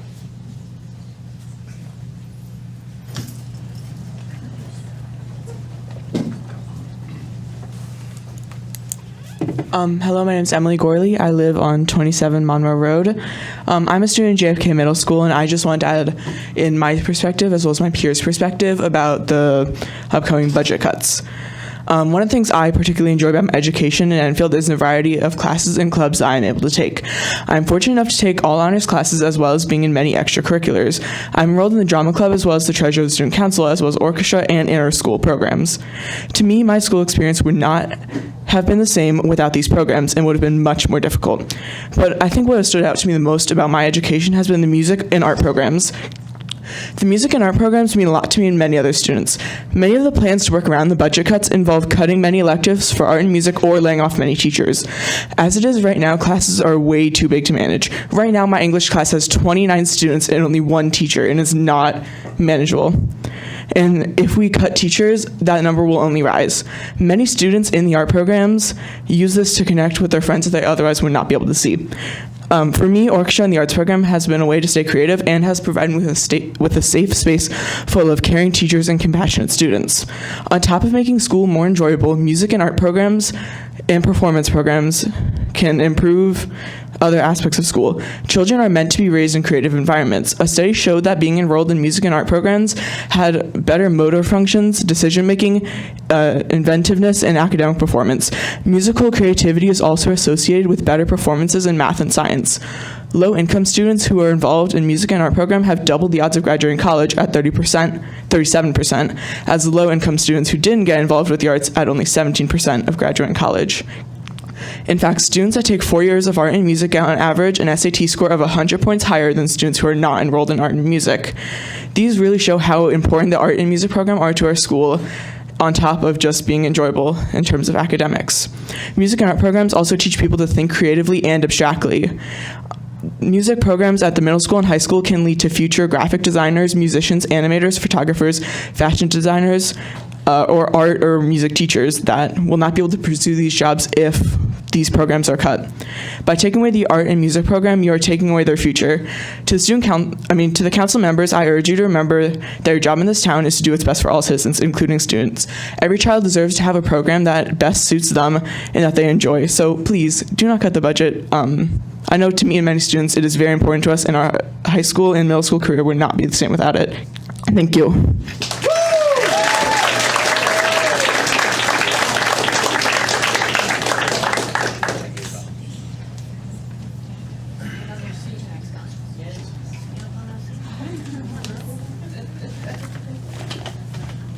Hello, my name is Greg Sherns from 19 Sam Street. I had this big long thing that I was going to read, but honestly, a lot of my students basically already said stuff that I was going to say. So I have to admit that waking up this morning, the first day of Teacher Appreciation Week, pretty demoralizing, being one of the 121 people that got a non-renewal paper. But honestly, hearing all these kids coming out for us teachers is probably the best teacher appreciation thing I've ever got. So I'd like to thank all of them, all the kids at home, all the parents that came out, all the staff that came out, because this is important. So I came here last week as a teacher, a parent of an incoming student, a longtime resident, and a taxpayer. When I came here last week, I explained some very important reasons for why we should have that 8% increase as proposed by the BOE. I've heard that the town council would rather come back with a 0 to 2% increase, and I cannot stress enough how bad an idea that is, especially when we lead off this meeting with a prayer that involves collaboration. It doesn't feel like we're collaborating very much if we're only going to do 0 to 2%. That doesn't seem like a compromise at all. That seems like you're cutting us off at the knees.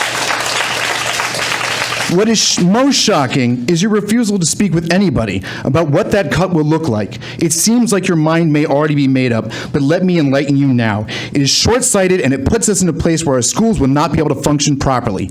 In the last 2 weeks, 121 teachers have received a letter of non-renewal, my wife and myself included. We're both highly qualified and experienced teachers. If we cut as deep as some of you are suggesting, how will our schools continue to function with 20% fewer teachers? Class sizes will balloon, as a lot of these students have said, which will affect them.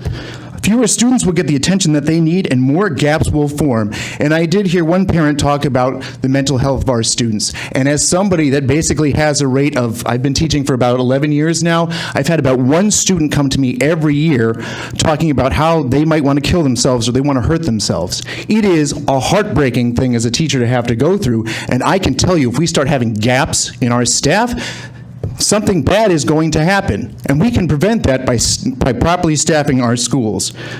So yeah, I would like to have it be less than a student a year. I'm glad that they came to me. I'm glad that I have that relationship with a lot of these students, and frankly, I'd like to be there next year so that I can still be there for some of these students. What else? Students will have less choice in electives, like many of them have talked about, less choice in activities and ways to engage in school. Students will simply lose out on opportunities to take courses for college credit because we simply won't have the resources for some AP stuff. They will not be competitive in college admissions processes as a result, as some students have already pointed out. Look, I can find a job somewhere else, but I don't want to. I live here. I want to make this town better. I have to start looking, though, while we all wait for you to vote on this. But students can't just go to another school. By increasing the budget enough, or by not increasing the budget enough, sorry, you will be essentially taking away from these students. And based on what I have seen, they'll know who's responsible. It's you guys. Since the last meeting, I've learned quite a bit. I've learned that the SSO program will cost $1 million, and many of the members on this council had no problem with that. I also know that we simply haven't gotten enough applicants to make that program work effectively. So what are we actually getting for that $1 million? It seems not much, and all we had to do was trade in a security staff who already know the system and the kids and who cost less. It doesn't seem like a logical choice, especially if the budget is a real concern. I also learned in the last meeting that we have a $25 million emergency fund, and this seems like an emergency to me because if we don't get ahead of this, the amount of money and effort to steer the ship back in the right direction will be a much more enormous task than what is being asked. I've also learned we're the only Alliance district that has received zero funding out of the 36 Alliance districts. Why aren't we doing more about that? Why isn't the town council constantly on the phones with the state and setting up call trees for citizens in the town to call as well? Are our kids not worth it? It's not like we don't pay state taxes too. What are you all doing to support the Board of Ed in those efforts? It just sort of seems like some members of the town council are okay with this, and I'm simply not as a teacher, a parent, or a taxpayer. Frankly, we have a whole political party that has made part of their platform demonizing teachers and defunding public education, and I'd be curious to know if any of our town council members have bought into that type of vague culture war rhetoric, or they're actually interested in facts and how to actually solve the very real problems that we are facing. It would be good information for voting public. Time's up. Yeah, okay. So please fund our schools. It's important. Thank you.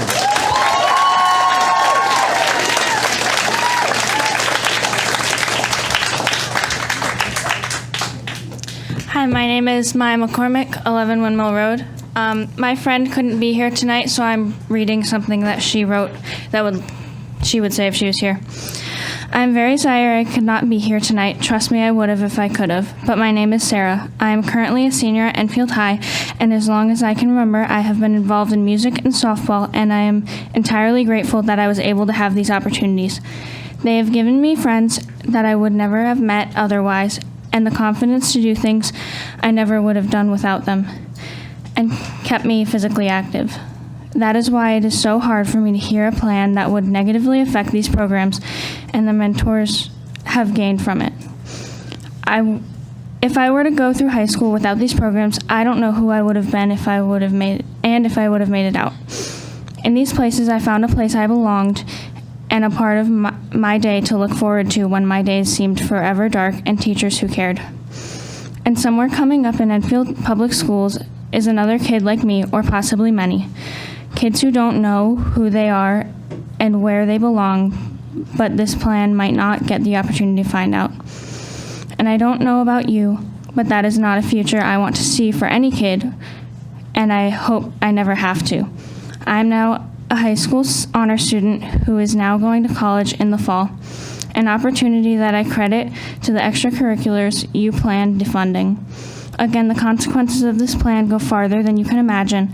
This is not something that you can grasp with your imaginations. This is something you need to hear. So I hope today you listen to all the people that directly affects those who care. Thank you and have a great night. I'd also like to add that if somehow all this heartbreaking stuff that these kids have been saying today don't affect you, think about how bad Enfield will look if all Kids have been talking about how colleges' applications will not be accepted if if they don't have these programs on their applications and all this stuff. Think about how bad Enfield will look and with the amount of decrease that our applications will be. And think about how many kids keep their grades up for sports. How many test grades will go down because of this. Thank you.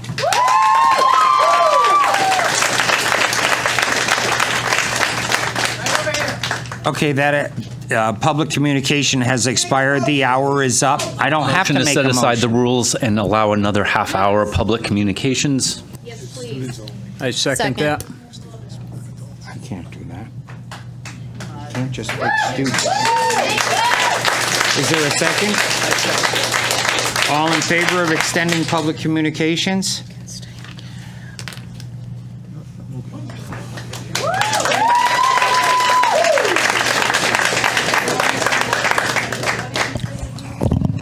Ma'am.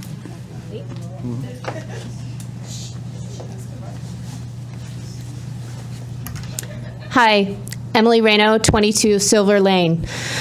I want to commend all of these teachers and children who have come up here. I'm sorry. I want to commend all of these children and teachers who have come up here and poured out their hearts to you.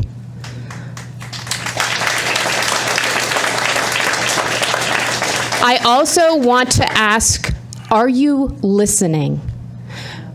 What I'm concerned about is that when some of them are speaking, folks are looking around the room, twiddling their thumbs, pretending that they're listening, but have already made up their mind.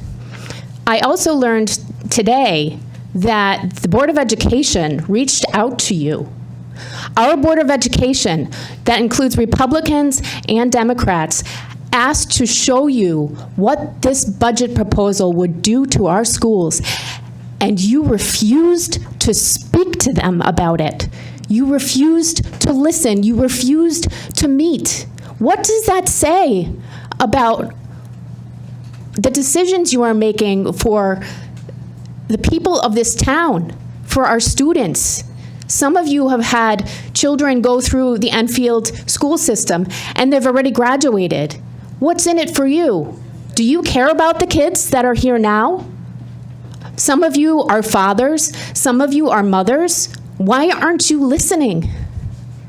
Why aren't you even trying to collaborate with people? This isn't about partisan politics. This is about our children. This is about the future of our town.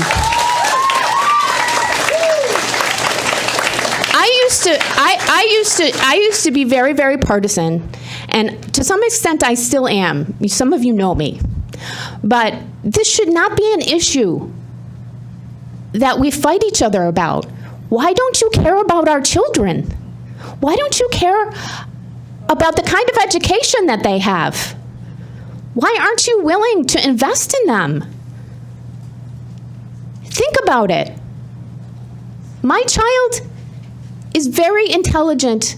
She takes honors courses. She wants to take AP courses. She wants to be an artist. And with the budget you're proposing, she won't have any of those opportunities, and none of the other kids will either. Please, for the love of God, pay attention.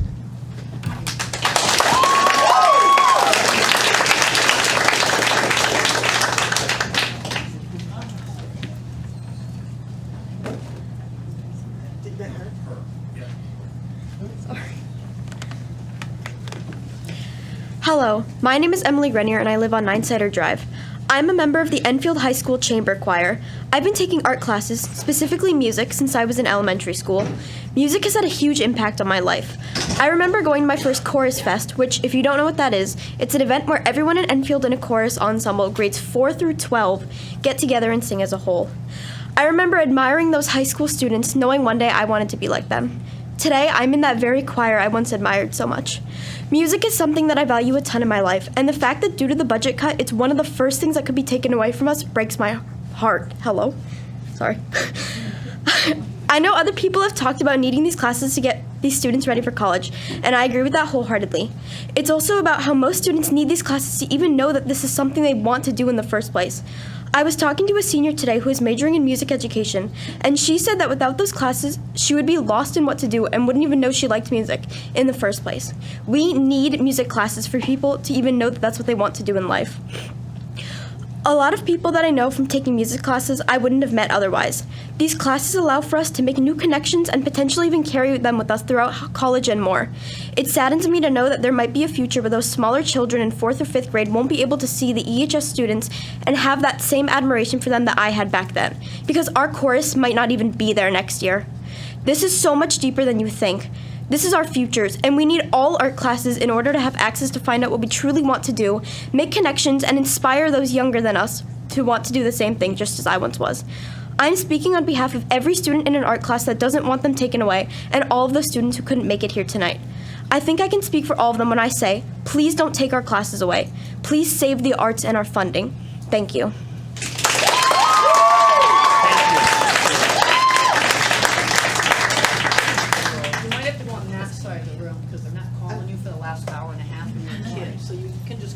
So they can actually see you and stop ignoring you. Thank you. Hour and a half before kids. I'm going to put this down here. All right. Hello. For the record, my name is Max Mattoon. I live at 47 Marion Place, and I'm a junior in Enfield High School. And I've been in the art department since my freshman year. I've been in the music department as a guard member and trumpet player since August of this year. And I want to tell you about our teachers. I have never seen any human beings like these teachers. I have never seen such unconditional love from anyone but these teachers, and I can say they have completely changed my life. I want to be an artist now. I've joined Lamplighters along with other groups like our GSA and Dungeons & Dragons Club. I'd like to see all of them when I graduate because these are such great people. But right now I might not be able to. Right now I'd like to thank them for everything they've done for Enfield High School and show you the impact they've had on people like me. The teachers in this school have taught me many things. Ms. Earlyalv taught me patience. Ms. April taught me to take initiative and make executive decisions for myself. Ms. Nasso taught me not to feel bad for my mistakes. Mr. Barris taught me to take failure and turn it into new opportunity. Ms. Urquhart Tillman has not been my teacher, but I know for a fact she has affected me and my younger sister's life more than she will ever know. Miss Jessie has taught me that even something like a doodle can be turned into something huge and beautiful. Miss Fitzgerald has taught me to be kind to myself. Mr. Cole has taught me to be responsible for my actions. Mr. Stewart has taught me practice makes perfect, that practice makes perfect, and Miss Shell has taught me that sometimes I need to speak out and say something. That's why I'm up here now. These people are not just expenses to be written off. They are human beings, and they have saved lives. I do not think I would be alive if not for art, for color guard, or for band. These teachers took a scared 13-year-old kid and made him feel more loved and appreciated and talented than anybody in the whole world. They're the reason I'm up here right now, asking for you to keep them. Keep these resources for our schools because I owe them so much. They're why I'm asking you to vote for giving our schools the money that will keep these teachers around because they help kids express themselves and work through their emotions. They teach kindness and patience, not only to other people, but to ourselves. They did that. These kids might not even be here if it wasn't for them. So please, don't take these resources from the children of Enfield away, please. Thank you. Thank you.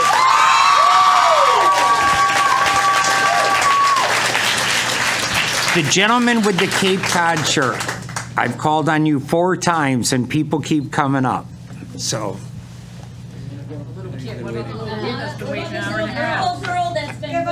Everybody's been waiting an hour and a half. You will get your turn, okay? This gentleman has been called on 5 times and people have bumped him. So we can keep order and I can call people as they come up. But everybody's waited the same amount of time. Go ahead. Thank you, Councilman. Hello, hello, Enfield Town Council. My name is Hannah Ryan, and I live on Sheridan Road. I'm currently a junior at Enfield High School, and I will be a senior in the fall. Over my 3 years, I have taken 10 honors classes and 2 advanced placement courses, and I have my exams on Thursday, which students, who, like myself, who strive to be a lawyer in the future might not have the opportunity to take. I have completed all of these courses with over a 4.0 and high honors. I have been inducted into 2 National Honor Societies. These responsibilities and opportunities were presented to me by our current high school system and Enfield Public School system. As you know, Enfield High School has been operating on an 8-class schedule broken in half by an A and B day. These 8 classes add an extra class for students to explore career options like business law, which teaches students the law and the shape of our economy and what we are currently in, which it's just, without that, I don't know who I would be without those. Our current schedule also includes an Eagle block post third period on Monday, Tuesday, and Wednesday. This block is a half an hour long, giving students the opportunity to schedule a teacher to make up a test, get extra help, go to clubs, and utilize the library.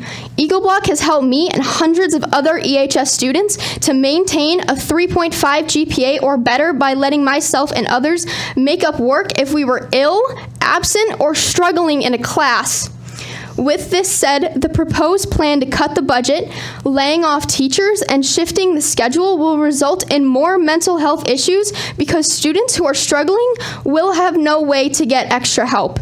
Students like myself will have less opportunities to join extracurriculars like cardio club, student council, knitting club, and or sports, which have proven to reduce stress in students during the day. This change will also result in a smaller teacher-to-student ratio, leading to those with anxiety disorders feeling more isolated and afraid to ask for help. Lastly, with the new schedule, you would be eradicating our senior privileges. At EHS, seniors who have completed the required number of credits have the option to have no fourth period or no first period, giving them time to visit colleges or get a job to help support their family or to pay for college. This is a crucial benefit for myself and many families who are deeply struggling financially. I have been working extremely hard these past few years to be granted this opportunity, allowing me to pick up extra shifts at my after-school job to pay for my college and my future. Without this, many students will lose the ability to strive for a higher education. This decision doesn't just affect me, but will also affect your future because you are limiting the education and opportunities of the next generation, who will be your doctors, your lawyers, your car mechanics, your teachers, your taxpayers, and your future voters. When considering ways to cut the budget, I ask you to look elsewhere before cutting down my education. Thank you for your time. Have a good night.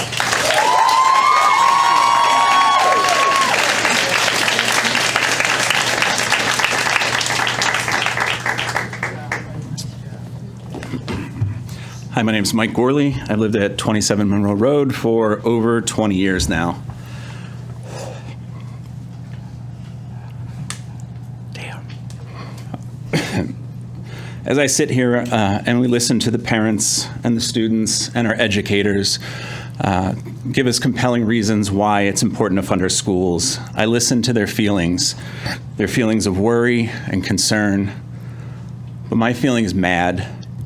I could sit here and speak about firsthand about the benefits of AP classes and how it sets students up for success and why that's important.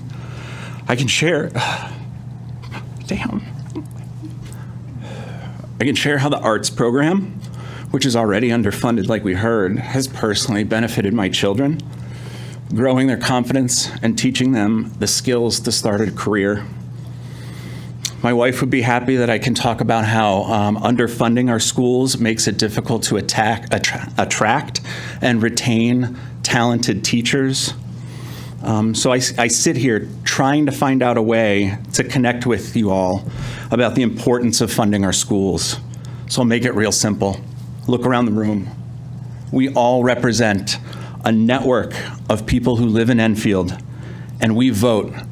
So you better well goddamn listen.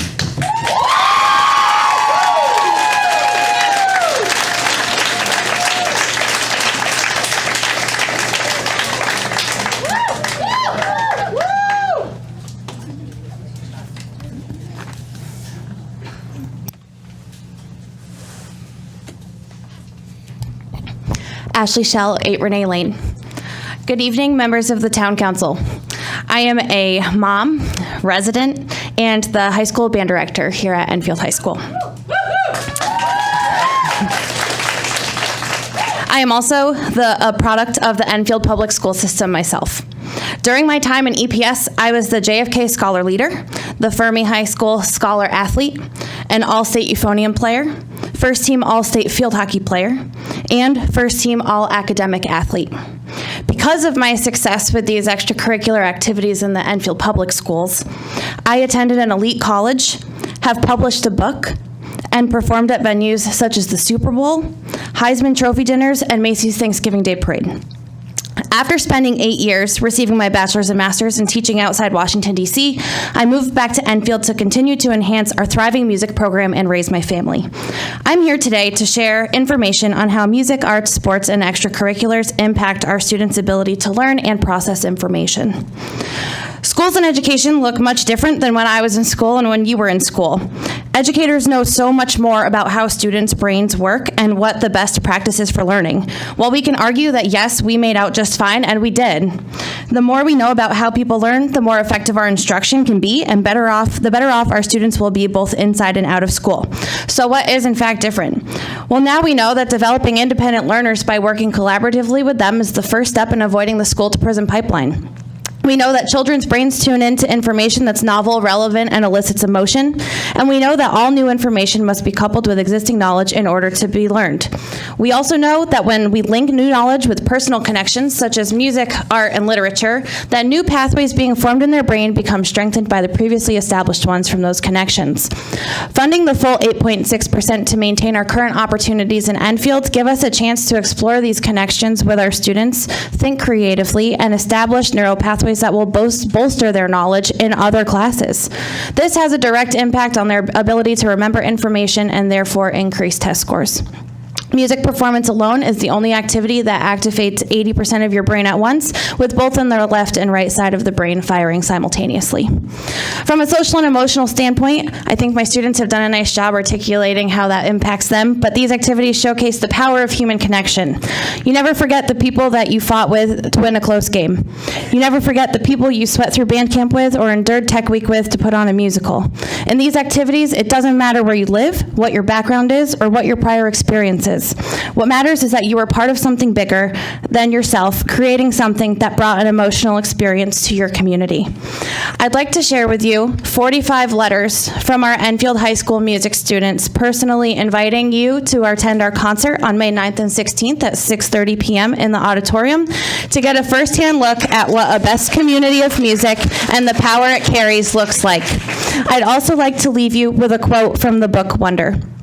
I think there should be a rule that everyone should get a standing ovation at least once in their lives because we all overcometh the world, and our students in Enfield are no exception. Thank you. Thank you.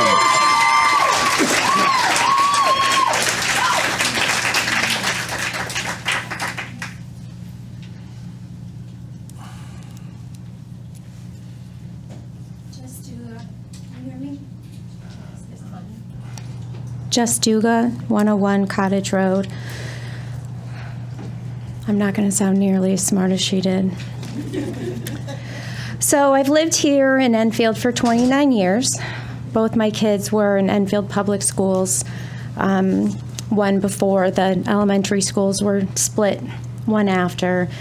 And it has amazed me all these years how political education is in Enfield. This year seems a lot worse than other years.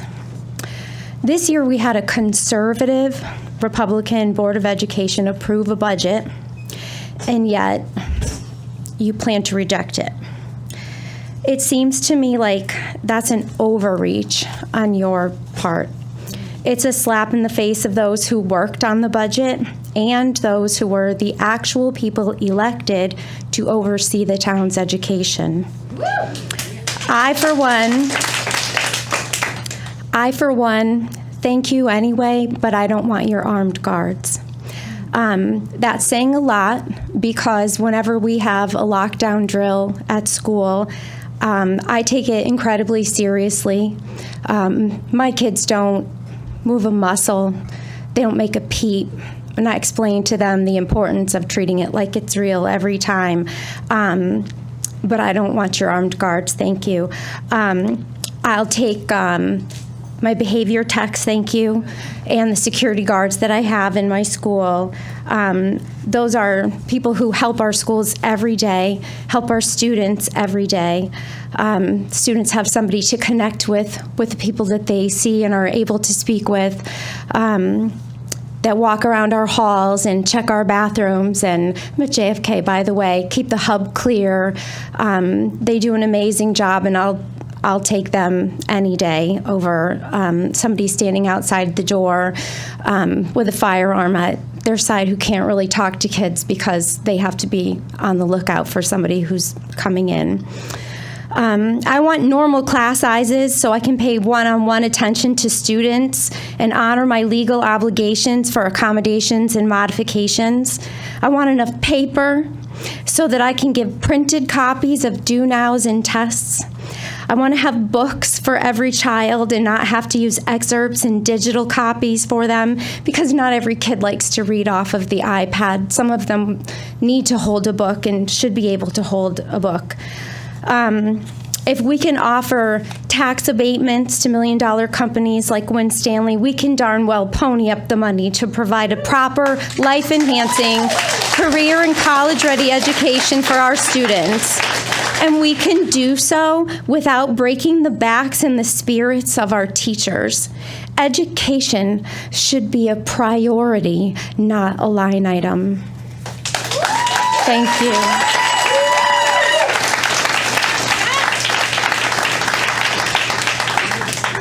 People's names for the record. I'm going to give you my license because you'll never be able to get it from the pronunciation.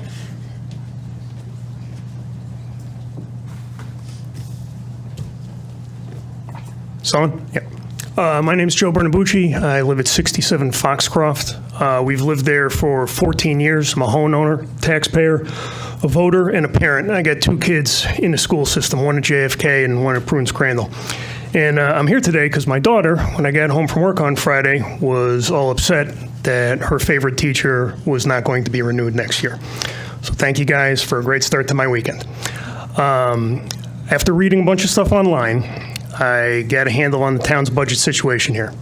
And I'd like to make 2 points to you guys. The first point I'd like to illustrate with my own personal experiences.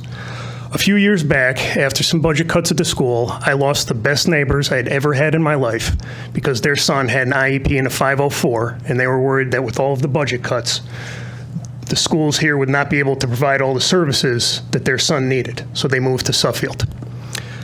Last year, my daughter's geography teacher quit the profession to go be a traveling salesman to sell sheds and garden equipment because he was afraid he wasn't going to be able to make enough money here in Enfield to pay for his young family. These things that people are warning you about, these aren't threats. These things are already happening in the school system, okay? You guys, not the people elected to the town council currently, but the town council over the 14 years that I've been here in town, I've seen budget cuts, I've seen restrictions, I've seen pay freezes for the teachers, okay? Mr. Hendrickson, you represent my district, District 4. And I remember during the campaign, you were saying that you were a former business manager, a grocery store, I believe, right? All of the pay freezes that the town council has put in place for the teachers here, there are districts within 20, 30 minutes drive where people with the same years of teaching experience make tens of thousands of dollars more per year. I mean, you guys shouldn't be talking about cutting jobs. You should be writing thank you notes to these people for sticking with Enfield Public Schools.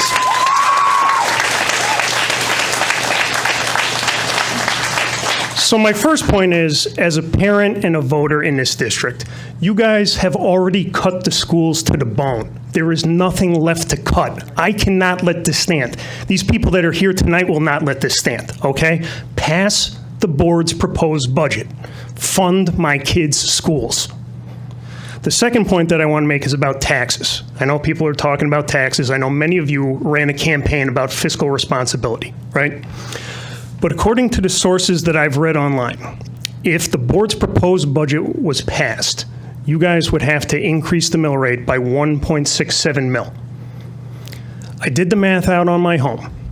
That is an increase for me of $28 per month, okay? listening to these people here tonight, I would pay you 3 times that to avoid these cuts. Okay? This is insanity. This is not fiscal responsibility. Cutting the schools again like this is not fiscal responsibility. It only appears that you can't see past your own nose. Okay? Please, do the right thing. I'm a parent, I'm a voter, I'm a taxpayer in this town, and I am begging you to pass the board's proposed budget. Thank you.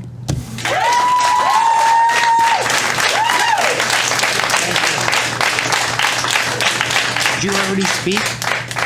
Did you already speak? No. Okay, come on up. No, the girl in the back. Thank you.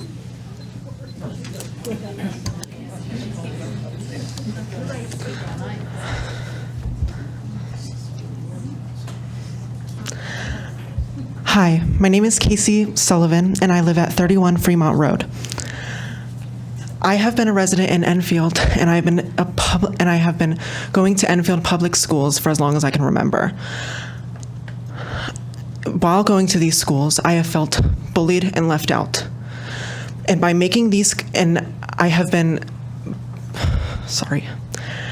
felt bullied and left out. But with music programs and art programs, I have found friends who love me and cherish me, and they are back there today. And if you cut these programs, I could lose friends and I could lose family members.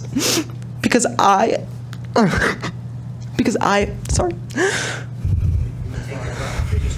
So sorry. I could lose friends because of your reckless decisions.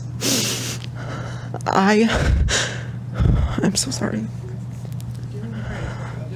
Keep it up. Pretend you're embarrassed.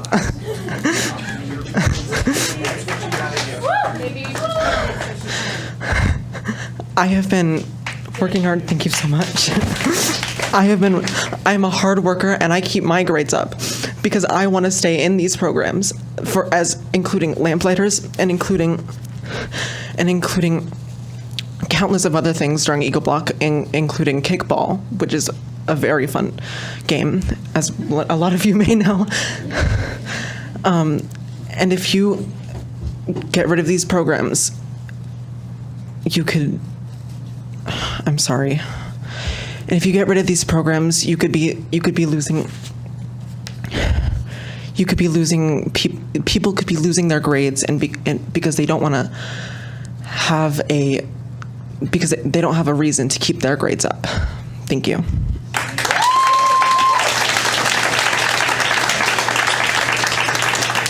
Okay, that is the end of the extension for the public communication. So seeing nobody asking to extend it, we'll move on to Make a Councilman. motion to suspend the rules and extend public communications. For how long? Care as long as it takes.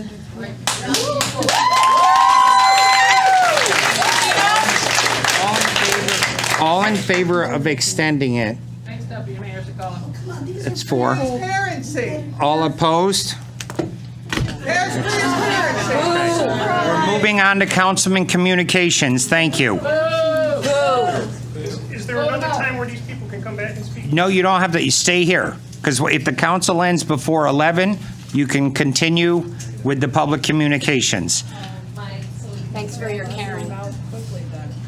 Okay, moving on. Councilman Communications. John. Excuse me, we stayed quiet when you had a chance to talk. Now it's the council's chance to talk. Please show the same respect. Thank you. Thank you very much. Lady, I want to just start my comments tonight by just saying thanking everybody who came out this evening. It has been a pretty tough couple of weeks dealing with this budget issue, and it has been frustrating. I have been angry. I have been disappointed. And honestly, about 90% of the time, I really wonder whether or not anybody cares. And so I really just want to thank all of you, especially you kids, for reminding me tonight that doing this matters and that somebody cares. I've learned more tonight than I ever thought I was going to learn from you. And you are getting a civics lesson like you will never get again. This is democracy right here. This is why you have to pay attention. Because what is happening here is ridiculous. Take a look. Take a look. 71% of the people in this town stayed home last November, and we are paying the price. It is ridiculous.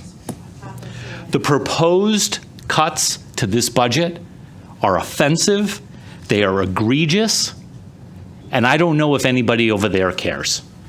I don't know right now if what you have said tonight, what you have inspired in me, is making a bit of difference. Every single program in our schools is on the line. Everything. A zero is going to hurt you and your teachers, and we're not here to inflict harm on you. We're supposed to be here to take care of you. It's the most important thing that we do. And it is hard to believe that this is going on. I will not support anything, and neither will the Democrats on this council, but the budget that the Republican and Democratic bipartisan Board of Education has submitted to us. Not one penny less.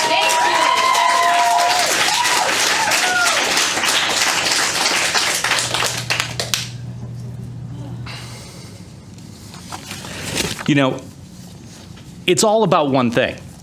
It's about one thing: taxes. That's it. This is, if you want to know what this is about, it's not about art and it's not about AP classes. It's about money. It's about money. $20 a month. $20 a month is what this is about. There is no price that we can put on your education.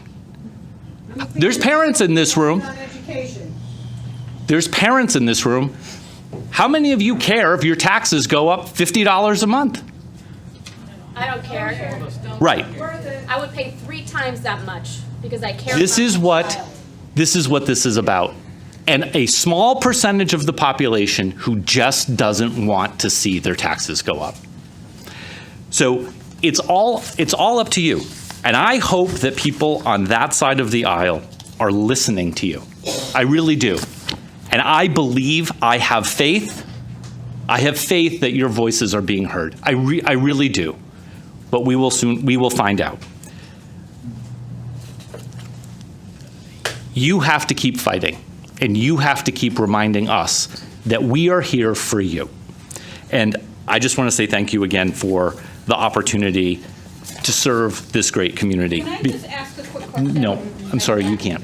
No. No. You guys work for us, dude. There is no back and forth. I'm sorry. I just want to know where the line of Democrats I'm sorry, is. there is no back and forth. Okay, that's good to know.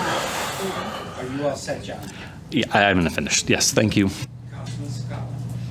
Thank you. I'm going to try to be really quick so we can try to get through this meeting really quick and hear some more public comment in the end.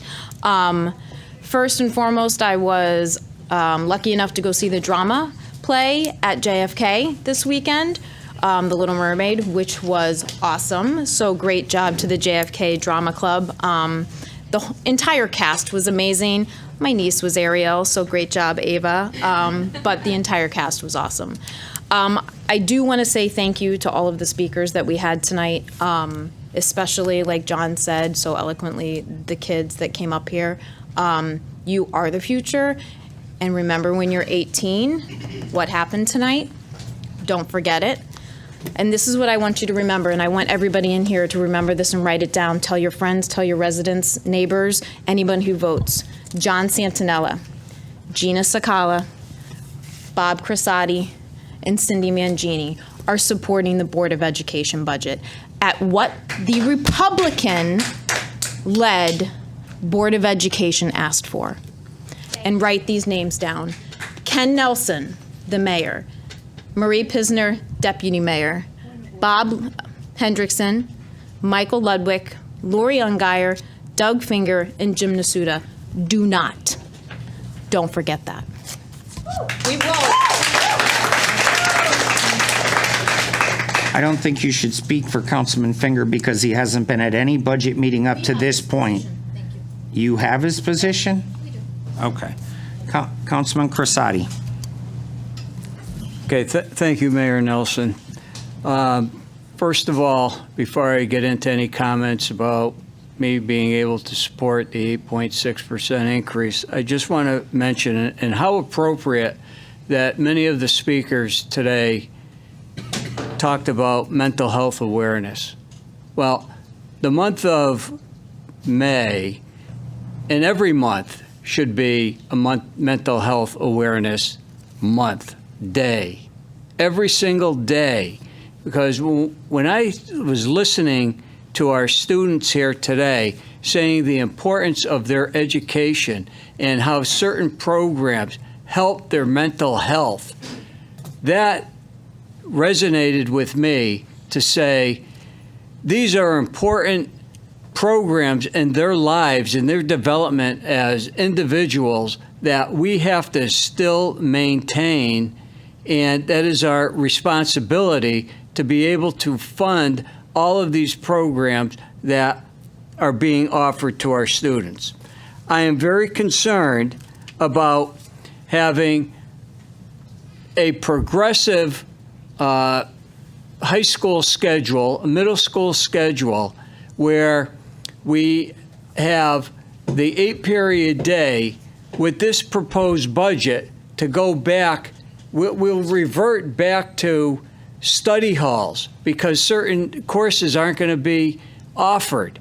That is detrimental. It is crippling. It is crippling to our educational well-being of our students. I commend every single student and the teachers that came up and spoke, and parents that spoke about the importance of their education. Being involved in education myself now, going on close to 40 years, and I will say 40 years because I'm still involved with alternative ed here in town, that each and every one of you are important and special. And that's one thing that we have to remember. I have to just mention a couple, this other program, and I was this Autumn, who is the Grand Marshal of the Best Buddies Walk, Autumn Leduc. She's been noticed before, and I mentioned her before about the Best Buddies program that's offered here at the high school and at the middle school. Well, congratulations to JFK because they were an award winner at the Best Buddies program for raising close to $5,000. All right, so let's hear it for that program. Being involved with this Best Buddies program, we not only extended it to the high schools, but we extended it out to where now Allied Rehabilitation has partnered up with Webster Bank, and that team raised well over close to $2,000. And that's the first year of doing it. So this is the importance. I will be supportive. All of us will be supportive of the educational budget here. And it's very, very important for each and every one of you. And this is one thing that, let's do what is right. I'm not looking at a political entity here. I am looking at what we should do as responsible people on this board to do what is right for the town of Enfield. When I look at the proposed mill increase and the cost on a $250,000 home, on a cost of a $250 home with the mill increase of 1.67%, we're looking at a monthly tax increase of $24, approximately $25 a month. That's a little over, it's close to $6 a week. Now, I can go through some other scenarios in regard to, you know, whether it's $200, $250, even $300,000 home, all right? We're looking at a tax increase of close to $750 a year. Breaking that down into a monthly in a week is approximately $14 a week.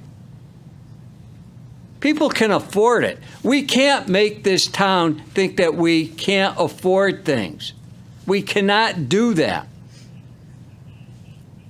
We need to be able to move forward with things. We cannot become stagnant. We can't regress in our progress that we have been making.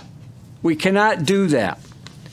So I'm just going to, I'm going to stop here at this point. I have to once again commend everybody that came out and spoke in favor of the budget increase of the 8.6 increase, in which a bipartisan Board of Ed voted for. So, thank you. I'm done for the evening. Thank you. Thank you. I too would like to thank all of you who came out and all of you who spoke, and especially our students. I find it extremely heartwarming and very important that you came out and you spoke how you feel. That is crucial, extremely important, and I applaud all of the students for having enough gumption to come before the council and all the people and speaking what you believe. And thank you for that. I also want to echo my colleagues. Mayor Crissati, Bob Crissati, Councilman Crissati mentioned going forward.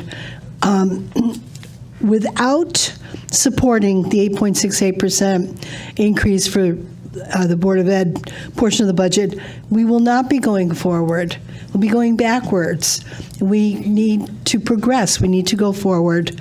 So, having said that, we are going to continue our deliberations and work with our partners on the other side of the fence here and hopefully make some good progress. But I will say this. I've served over 20 years on this town council, and never has it been during budget time where we were not able to come to terms or at least, share ideas and be very respectful of each other's opinions. And I would like to see us go back to that position as we continue our deliberations.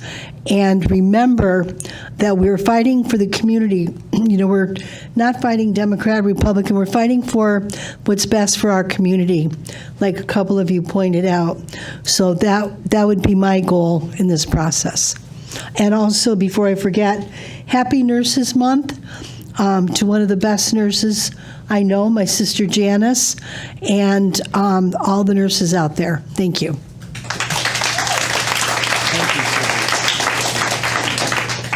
Deputy Mayor Pisner. Thank you all for coming out. To Mrs. Renat, I assure you, when I was looking down, I was writing notes. I wasn't not listening. I really hope so. I can show them to you. Yeah. Our hearts are broken with what you're doing. So I just want to say that I am representing the entire town. There are 45,000 people that live in Enfield. And this is a very tight budget year. Because maybe some people do. Maybe they can afford the $28 a month. Maybe that is what their taxes are going to go up.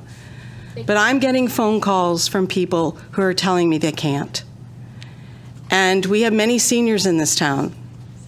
They are trying to age in their homes, and we can't tax them out of their homes. So I'm not saying no completely. I'm saying everybody needs to work together and tighten their belt. Every department in the town, we are asking, please give us your bottom line number. We are trying to make this budget fair to everyone. So unfortunately, we have an infrastructure in this town that's aging and needs work. And because we have $25 million in the bank doesn't make us a rich town. If we take out what we need $15 million there so our bond rating doesn't go up. So there's a lot of different factors that we're taking into consideration. I went to the art show. My granddaughter had a piece in it. I went to see Mary Poppins. I support the arts, the music, the sports. My daughters played sports at Fermi. My oldest daughter was a coach there when she came back from college. So trust me when I tell you, I understand the value of the extra curriculum. My youngest daughter took AP classes and went into her freshman year of college already with 1 semester under her belt. Then why are we considering taking that away from the rest? I'm not considering anything. I'm saying I don't have control on what the Board of Ed spends their money on. So when I write a check, I need to make sure where it goes. I don't have that power. I don't want to make these cuts. I wish I had a magic wand, but I don't. In my own home, I'm making cuts. Every time I go to the grocery store, every time I put on my heat, I open up my electric bill, I'm going to face the same problems. We're facing them together. And I hope together we can come up with a good number that everybody can live with. So I apologize if you think I'm insensitive and I don't care. But that is far from the truth. I'd love to talk to you more about it. Thank you. Jim?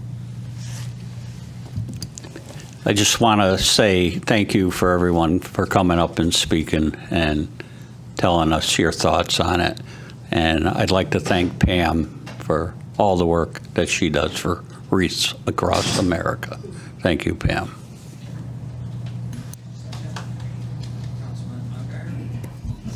Thank you. Thank you to everybody that came out. We take everything to heart. This is a very difficult job. We have to consider everything and everyone, students, parents, teachers, DPW, everywhere you look, we have to consider everyone. We're burning the midnight oil, and we're trying to listen and take to heart everything that you say. It's not an easy job. I want to share that I went to the art show also that they had at Enfield High, which was amazing. I would have thought I was at a college university. The demonstration of design and the artistic ability of our students is through the roof. That's part of my wheelhouse, and I really enjoyed that. I also attended the Lamplighters play of Mary Poppins, so I want to give kudos out to Glenn and Sue Reese. They did a wonderful job with these kids. It was exceptional. But I do want to take an objection to Councilor Sakala taking her political moment and calling all of us out. I think that's out of order, and please don't speak for me. Councilman Hendrickson. Thank you, Mr. Mayor. This is my first budget go-around. I do take it serious. It's been every night. I go through this every night. I take calls, I take emails. I'm willing to talk to anybody if you want to have a serious conversation. I also volunteered at the food shelf for several years, and I was a store manager of a grocery store. So to say just $25 a month doesn't affect everybody in this town, it's great you can afford it over on that side, but I see it every time I go to the food shelf, how much $25 can matter to people. We listen to seniors come up here, and they can't afford to have somebody clean out their gutters. All right, so $25 a month means a lot to a lot of people. Just because some of them think it's no big deal and some can triple it, whatever, I'm happy for you. I'm really discouraged when I go in and see people struggle to buy groceries in a grocery store, or I have to help them get food for them. So that is part of this whole solution. I can talk back and forth. Go ahead, have that conversation with me. Yelling at me and telling me I'm insensitive and don't care about kids. I coached sports all my life. My sons graduated, they played sports. To say we're insensitive is wrong, and you have every right to go ahead and shoot that at me. And the other side can call us insensitive and not looking at the budget or not caring about what you say. Nothing could be farther from the truth. This, if anyone thinks we can just sleep at night and say, oh, we're just going to take all the money away from people, it just doesn't happen like that. There's legitimate ways to teach kids how a budget works, how people pay for things, instead of the scare tactics of saying we're going to take away every program they've ever worked for. Now, it's just not happening. And you get up here and say all the kids that have graduated from these schools and then complain they've been underfunded. We've produced great kids out of this district. It's just disheartening to see, and we say it's not political, and yet you come up here and attack us and say we're insensitive. It is frustrating. It is something I fully plan to continue these conversations. I haven't missed one in years, but I will be willing to listen to both sides and come up with a financially responsible budget that we need to pass. That's it. Councilman Ludwig. Be short and sweet. May 16th, we are going to actually rent out we're going to have the Skidco room open for the public hearing again for the solar fields at Abbey Road, roughly noon or 2 o'clock, I think. So I know the town attorney is going to give a little update on what we're doing as a town, and I can tell you we've been working extremely hard on this. I want to commend the town attorney and his office. We actually, again, we have a plan, and that's all I'm going to say. And but again, May 16th, you're welcome. We're going to have the Skidco room open, and we should be able to. We're working on connecting to the Zoom. So if you can't connect to Zoom and you want to pay attention, obviously it's very important, not only to Abbey Road, but it's important to the town, because these things are taking up prime farmland in our town. So more to come, and I know the town attorney is going to speak on it. Thank you.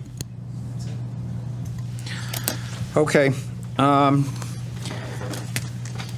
It's nice to sit up here and make a political speech, especially when you're running for an election this November. So let's get to the reality of things. $25 a month. To me, you're right. It's not a lot of money. But what about the police officers? What about the roads? What about the elementary schools that need $60 million worth of repairs? What about every time you flush your toilet, those pump stations that are 60 years old at a cost of $40 million that we have to address now? The $15 million force main that runs along the front of the town hall that we sat here last year and watched them digging it up for 3 days straight, trying to just patch it together to get it last one more year. We'll save the money. We'll put it in the fund balance, which people call the rainy day fund. Well, there's no money left in it. And we got dropped news on us today that is not good. And it involves the Board of Education. Okay? So we have a bigger issue to try to help them with. Councilman Crissati and myself met with the Board of Education today for 2 hours. So to say that we don't care, I personally have 12 grandchildren in the Enfield school systems. And I would love to buy them brand new band uniforms, new instruments. I'd like to fund all the programs, Buzz Robotics. Nobody's a bigger fan than me. But I have elderly people who can barely stay in their home. And when you sit and have a conversation with them and they're crying, they are playing on our heartstrings just as much as you are. We're listening to you. I swear to you, we're listening to you, but there's a balance. I'm as frustrated as you are. I don't know who to cut and where to cut, but we were elected to do this and make the tough decisions and try to make a fair and equitable balance that we can all live with. I would fund education every single penny they need. Unfortunately, half your parents would have to move out of town because they couldn't afford to live here anymore. So that doesn't work. We've got to come up with a solution. We're selling off fields to big businesses. Get some money. We're not going to, sir, I already asked you. I just got here, okay? So I'm trying to do for all of you. And More money. excuse me, sir, I asked you to stop. I'm asking you for ideas and suggestions. Help us come up with a solution, because just throwing accusations at us and demanding we fund without how to fund that doesn't help us. We're listening, every one of us. Forget the parties. We want ideas and suggestions.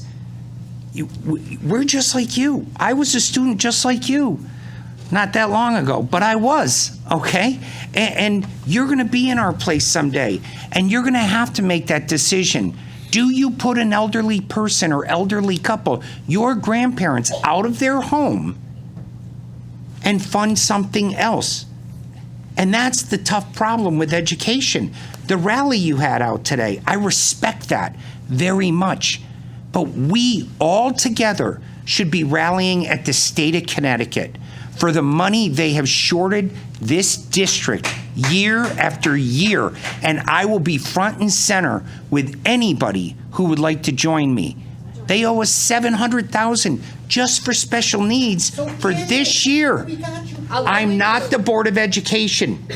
I'm the town council, and I'm willing to work with you guys. But help us, and me and Bob. Hey, Bob, do you agree? We're working with the board, trying to come up with a solution. We heard every one of you. We don't want to sound cold, but we hear the elderly people too. We got all the emails. First thing I was ever taught in school is don't plagiarize. Don't steal somebody else's work. Don't copy. We got the same email 200 times from staff. Couldn't even write their own email. It was just the same email over and over and over again. But every individual email we responded to. But we're not going to respond to the same email. You didn't respond to mine. Don't Okay. worry, hold them out. That's all you gotta do. All right, that's all we got to do. Right. All right, thank you very much. That's all I have to say. No, we have no formal report. Myself or the assistant manager will defer to the town attorney, who has an update on the siting council. Yes, thank you. Jennifer, right? Okay. This is the first time I was able to get her name right. But anyway, the town council has been very aggressive in authorizing the town attorney's office with Mark Serrato, myself, and Susan Roach to retain a top-class lawyer from Hartford named Jeff Merman with the firm of Hinckley, Allen, and Snyder, who has done a lot of siting council work, and he's been working feverishly over the last few weeks. Last week, the town submitted what's called interrogatories, as did the siting council. Interrogatories basically are a bunch of questions that we're asking the applicant to answer. And Jennifer, what you talked about with the 5 inches in the fence and all the rest of this stuff, I know most, if not all, of what you've said is included in those questions, the interrogatories. In addition to the interrogatories, we've asked the applicant to produce documents to back up anything that they've claimed in response to those interrogatories. The town has been granted status as a party also, not just an intervener. So a party gives you more rights to and more access to information both now and after the hearing is over with. For instance, we can submit, and we will submit, post-hearing briefs afterwards. The hearing is going to be held on the 16th. The interrogatories that we filed must be answered by this Thursday.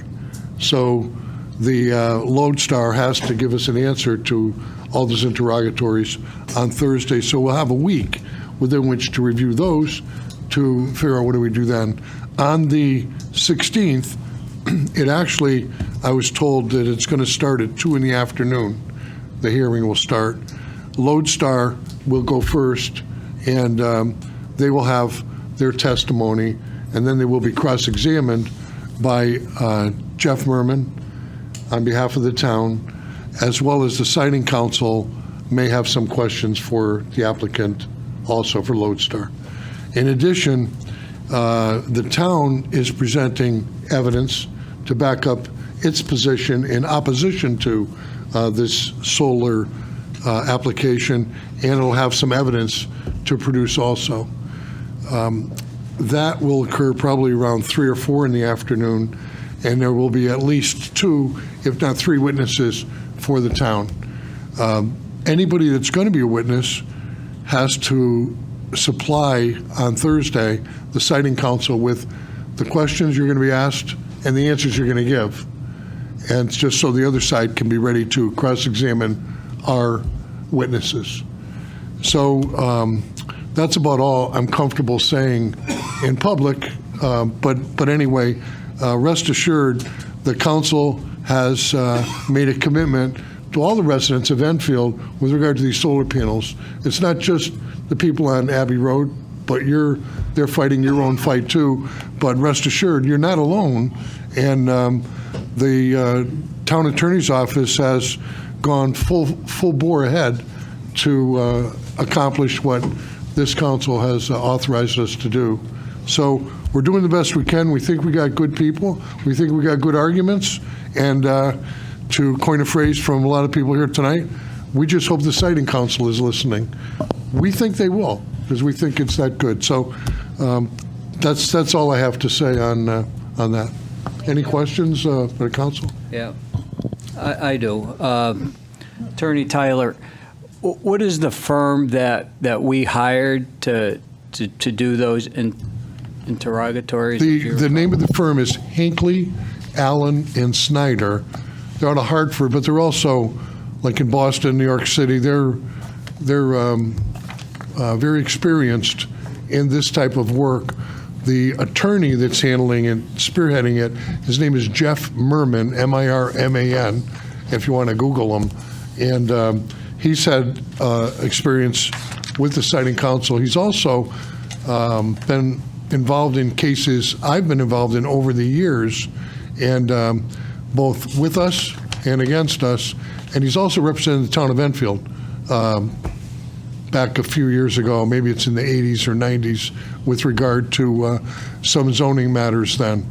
And so that's who we got. So in other words, they're on our list of attorneys to use, or is this something new? And how much are we paying them to represent us? I don't know anything about a list of attorneys to use. I was asked to research and get somebody that was qualified and excellent in this area, and that's who I came up with. I know that the firm, the rate we're paying him, I believe is $350 an hour. His billing rate normally is $700 an hour, and the billing rate for the firm itself, this is under their minimum. Their minimum for anybody who just started there, I believe, is $360 to $900 something an hour. He did issue a retainer or engagement letter, which I reviewed on behalf of the town, and that's where I remember those things from. And the town manager was authorized after our review and approval to go ahead and sign it. And it also contains a clause that that if the town's not happy, we can, get rid of him anytime we want. But we're very happy with him right now, and we certainly hope this will be successful. We get good results. Yeah. I hope that answers your question. Yes, it does. Yeah. Thank you. Yes. Bob? Yep. Thank you. Bob, to the mayor, Attorney Tyler. You said at 2 o'clock was Lodestar, and then the interveners or whatever after. There's a public hearing also, like the public can speak at 6 o'clock or 6:30? From what I understand, the public can speak, I think they get like 3 minutes. Jennifer may know better. They do, it's at 6:30, 3 minutes. Okay, yeah, so, but we're, as interveners, especially as interveners in a party, then we have no such limits on us when we go ahead and render our testimony. And there's no limits on them when they are going to cross-examine, whatever they're going to cross-examine. There's no real tricks to this in terms of the citing council. They just want to know, what are you going to ask? What's your witness going to say? What's the other side objection so that they can have as much information upon which to make an intelligent, informed decision. We think that we have a lot of prime farmland still to protect in the town, and we feel for the abutters. And when I say abutters, I just don't mean even just Jennifer and those that physically abut, but people across the street, people in the neighborhood. We're concerned about the impact that this has on all of them, not just the ones right next door who would sustain most of the damage. And so that's where we've directed our efforts. All right, I want to thank you. It sounds great. I'm looking forward to it. We're doing the best we can. Thanks. Mike, did you want to talk on this? Anyone else? Gina? No?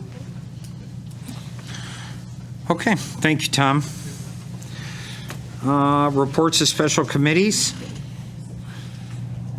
Gina? Councilman Ungary.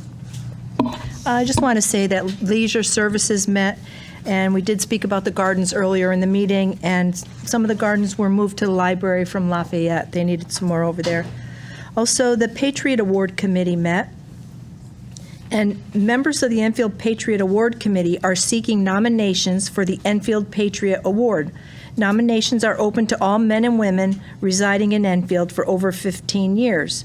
So we want you to nominate anybody that you think has shown just great patriotism and why they stand apart from anybody else. They don't have to be a veteran, but they can be. And also, the committee is seeking a couple more volunteers from Enfield to help be on this committee and help decide this selection. So thank you. Thank you. Council, Bob, you didn't want to say anything? Fine, you're good? Everybody? Okay, thank you. Unfinished, we have none this evening. New business, 13A, the consent agenda. Number one, resolution authoring the town manager to sign the Connecticut DOT municipal grant. And two would be the resolution authorizing the town manager to sign an application to enter into an agreement with the Substance Abuse and Mental Health Administration. Is there a motion to approve the consent agenda? Second. Motion's made and seconded. Any comments or questions? Seeing none, all in favor of the consent agenda? Opposed? None? Okay, it's unanimous. Thank you. And now we're moving on to appointments of the town council for the Blight Review Committee. Are there any nominations? Councilman or Deputy Mayor Pisner. I would like to nominate Mary Ann Turner. Okay, is there a second? Motion's made and seconded. Are there any other nominations? Move to close nominations. Motion's made to close. And second, all in favor of closing nominations? Okay, thank you. Roll call, please. Councilor Ungary? 4. Councilor Sakala? 4. Councilor Crisati? 4. Councilor Hendrickson? Sorry. 4. Councilor Ludwig? Against. Councilor Mangini? Marion Turner. Councilor Nasuda? 4. Mayor Nelson? Mary Ann Turner. Deputy Mayor Pisner? 4. And Councilor Santinella? 4. 9 in favor, 1 against. Okay, thank you. And then next is the resolution supporting the fiscal year 2025 CDS request for pump station replacements.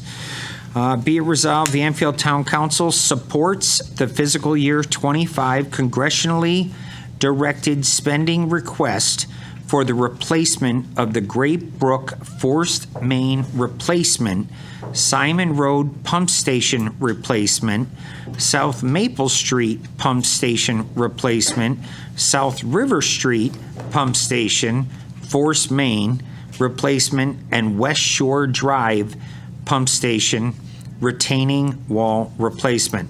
Date prepared 4/30/2024, prepared by Department of Public Works. Motion's made and seconded. Any comments or questions? Councilman Mangini. It's stated there's no budget impact. Where is the money? Is it in CIP? No, this is it's a grant. Oh, okay. Joe Courtney was here Okay. several weeks ago. He had mentioned that the feds, so this is how we're trying to get $40 million to address some of these larger projects, and hopefully the federal government comes through for one of its own towns. So fingers crossed. I can elaborate. These are congressionally directed grants. We scour, the staff does state and federal grants through our office of Joe Courtney and also Senators Blumenthal and Murphy. These are under Senator Murphy and Senator Blumenthal. Director of Public Works submitted several together that total over $41 million. We've had some preliminary discussions with them already. It is an unknown. We certainly have been told today that some of the amounts exceed the requirement, but we figure we try. So we'll keep you updated as they tell us which ones they think have a likelihood of prevailing. And also, we're going to put them up on the website so folks at home can perhaps contact the U.S. senators to support the grant application that Enfield has made. Councilman Santinella. Yeah, just through the mayor as a town manager, one real quick question. So is this an all or nothing thing, or are they each one is a separate? Correct. So we could get some all Correct. nothing. Okay, thank you. They stand on their own. I said the same thing. That's why they broke them up. So hopefully we don't lose them all. But anyone else? Roll call, please. Counselor Ungary? 4. Counselor Sakala? 4. Counselor Crisati? 4. Counselor Hendrickson? 4. Counselor Ludwig? 4. Counselor Mangini? 4. Counselor Nasuda? 4. Mayor Nelson? 4. Deputy Mayor Pisner? 4. And Counselor Santinella? 4. 10 in favor, none against. Okay, next is the resolution to authorize the reduction of property maintenance fines for 23 Lock Drive. Be it resolved, the Enfield Town Council does hereby authorize the reduction of the property maintenance fines on 23 Lock Drive associated with the property maintenance lien recorded in the Enfield Land Records on September 24th, 2021 at volume 2814, page 627, to $3,000. Date prepared 5/3/24, prepared by the Office of Economic and Community Development. So moved. Motion's made and seconded. Are there any questions on this? Seeing none, roll call, please. Counselor Ungary? 4. Counselor Sakala? 4. Counselor Crisati? 4. Counselor Hendrickson? 4. Counselor Ludwig? 4. Counselor Mangini? 4. Sorry. Counselor Nasuda? 4. Mayor Nelson? 4. Deputy Mayor Pisner? 4. And Counselor Santinella? 4. 10 in favor, none against. Thank you. Okay, moving on. This is a resolution to set a public hearing to modify the Midtown Enfield Tax Increment Finance Master Plan. Whereas the town of the Enfield Town Council adopted the Midtown Enfield Tax Increment Financing Master Plan on June 3rd, 2019, and whereas the state statute allows for a TIF to exist for a maximum of 50 years, and whereas due to the timing of several major projects, an extension of 10 years will ensure that major projects are able to move forward. And whereas the master plan requires a public hearing for any modifications thereto. There is no budget impact. Be it resolved that the Enfield Town Council will hold a public hearing in the Enfield Town Hall, Council Chambers, 820 Enfield Street, Enfield, Connecticut, on Monday, May 13th, 2024, at 3:50 p.m. to allow interested residents the opportunity to express their opinion regarding the proposed modification of the Midtown Enfield Tax Increment Financing Master Plan's original assessed value. Date prepared 5/3/2024, prepared by the Town Manager's Office. Motion's made and seconded. Questions, comments, concerns? To the mayor, can I just have the town manager just go into and explain a little bit about the TIF, just so the public understands what this is about? Sure. What we did back in 2019 is the town we compete with a lot of other towns and states that have tools in their toolkit to attract major businesses. Connecticut has been very conservative in the tools they've allowed us to use. The TIF district is one, and you're allowed to actually circle up to 10% of an area of your town and make it a TIF district. We did that in 2019. It went up around the square and it went down into Thompsonville. And what that did is it locked in the values as assessed in 2018. You then hope that values go up, that there is increase, that there's economic development. And from that baseline of the values of 2018, any increase in the assessed value of the properties, what happens is the taxes that were existing, say a property was worth $100,000 in 2018, all the taxes on that go to the town going forward. But any increase in the assessed value of that property over time up until today, so from 18 to 24, if the property went up to $150,000, that new $50,000 that's taxable, half of it goes to the town in the addition to the initial lion's share, and half of it goes into the TIF district. We then formed a TIF committee, and they look at different businesses. We have a couple of tools to be able to give credit enhancement acts to fund certain projects, streetlights, a parking garage, to do it jointly with businesses that come in to attract them. And that way we don't have to take it out of the general fund. We have this kitty. Currently, we have $1.5 million in the TIF fund, which is a significant amount of money. So when we passed it, not knowing how successful it would be, years have gone by. You were allowed to do it for 50 years. We were conservative, as the council usually is here, and they did it to 2020. We now realize to go forward, most deals or incentives are for 10 years. It would limit us going forward to be able to offer that. So we've advised the TIF committee and those who've worked on it that we're asking to extend it. No budget impact, but deals going forward would still get the same consideration that we currently have. There's no change to the percentages. It's still 50-50. The first amount of the assessed value up to 2018 goes completely to the town, but after that it's a 50-50 split, and we have that money to assist in economic development, attracting businesses, helping new ones, and it's all laid out in the master plan. We're not adjusting anything other than to say we're going to extend it this number of years, so we still have that tool available going forward. Thank you. Did you get what you wanted? Okay, thank you. Any other questions? Seeing none, roll call. Counselor Ungary. 4. Counselor Sakala. 4. Counselor Crisati. 4. Counselor Hendrickson. 4. Counselor Ludwig. 4. Counselor Mangini. 4. Counselor Nasuda. 4. Mayor Nelson. 4. Deputy Mayor Pisner. 4. And Counselor Santinella. 4. 10 members in favor, none against. Okay, thank you. And then moving on to F, the Abbey Road sidewalks. Councilman Finger has requested that we leave this on the table until he gets back. So if there's, we don't need to table, we didn't take it off. Right, and just, if you guys are okay with it, so, all right, so we'll move it to the next meeting. Thank you. And then next is the 14 items for discussion, the Grays Club. That also will remain on the table. We've had some discussions privately. We've been talking to the club for various reasons that they're going to report back to us, and we'll have a report for the council and perhaps action on May 20th. Okay, that's it. That's that. Any other business proper to come before the council? We have none. Public communication. Come on up.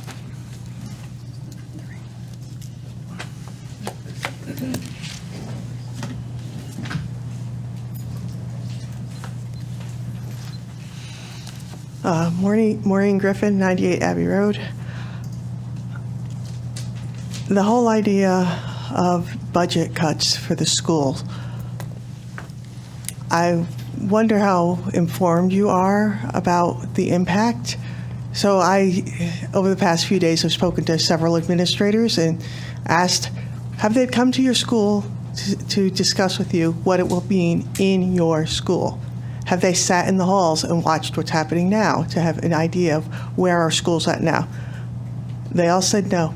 not a single administrator of the buildings that they know of too, the ones I spoke to directly, and they said they hadn't heard from anyone else, no one has spoken to none of the people that want to cut the budget have sat down and asked them, what will this cost your building? How will you run your building with this much less? You're saying everybody's giving all these scare stories. How do you know they're scare stories? You haven't asked the administrators, the people that are on the front line. That really troubles me, because how can you make an informed decision? So, question is, what are the Enfield Public Schools? They're an alliance district. Y'all like to throw that at us. And they are. And they're working hard on it. But you know what? A whole lot of that has to do with just the makeup of the district. But they're so much more. We have nationally recognized music program. Buzz Robotics Club going to the nationals. Multiple years when our young people have made Invention Convention nationals, including a child going this coming year, this summer. Young writers have won state competitions, and many have had their work published in the Yukon statewide magazine. Unified Sports and Unified Sound programs are held up as national examples for how well they are inclusive and supportive of the entire community. The culinary kids have gone to multi-state competitions and really shown up well. Singers in the various chorus ensembles have made regional choruses and state ones. We have many graduates that are graduating with college credits already earned. We have a state champion wrestler. People spoke about the drama performances. I have a child who was in it, and they were really good, cute kids. And countless kids have earned scholarships in a wide array of areas: academic, music, art, culinary, sports, and I'm sure there's other ones. These are just ones that I know people who have gotten them. Our town has made really large investments in modernizing our high school and middle school. The programming that is housed in those buildings. Maureen, time is up. 5 minutes? 3%. They cut you down.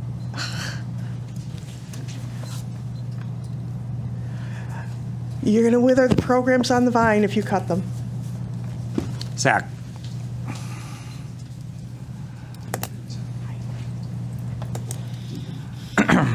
Thank you, Mr. Mayor. First and foremost, I appreciate that you stated you look forward to hearing suggestions. I sent my comments in pretty substantially a few days ago. I'm available after 2:30 anytime for a phone call. There is not much stated tonight that I couldn't state myself in any better way. Education, public safety, and infrastructure, in my opinions, are the three most vital resources in the role of a local government. And we are falling woefully short in education. And the fact that teachers came out tonight on a Monday night in a state in which there's a shortage, and they could go work in a district where they can make $10,000, $20,000 more, but they're here because they believe in this town and they're going to go to bat for this community, speaks volumes. And we are losing exceptional teachers. At the school I work at in Summers, we have 3 Enfield teachers. They just got hired, one of which was a Teacher of the Year. But they came to Summers because they knew they were investing. And it's not a partisan issue, because Summers is raising taxes, and they have a conservative select board. It's not a partisan issue. If we want to attract people to this town and retain talent, it starts with the schools. And as a student at UConn, and we have conversations about education and policy, the headlines that this town makes for the state and the region are embarrassing. It has been nonstop embarrassment for this town. And you know what happens when parents see that? They look at it and say, Enfield's not for me, because it sends the message that we're not going to make the investment. I too have concerns about the taxes. And I know people my age that maybe that $30 could make a difference. And I think there's other opportunities to find money, and it doesn't have to keep coming out of the schools. The town's budget has gone up $20 million in 10 years. What has our schools gone up by? The Republican chairwoman of the Board of Education stated something very clearly.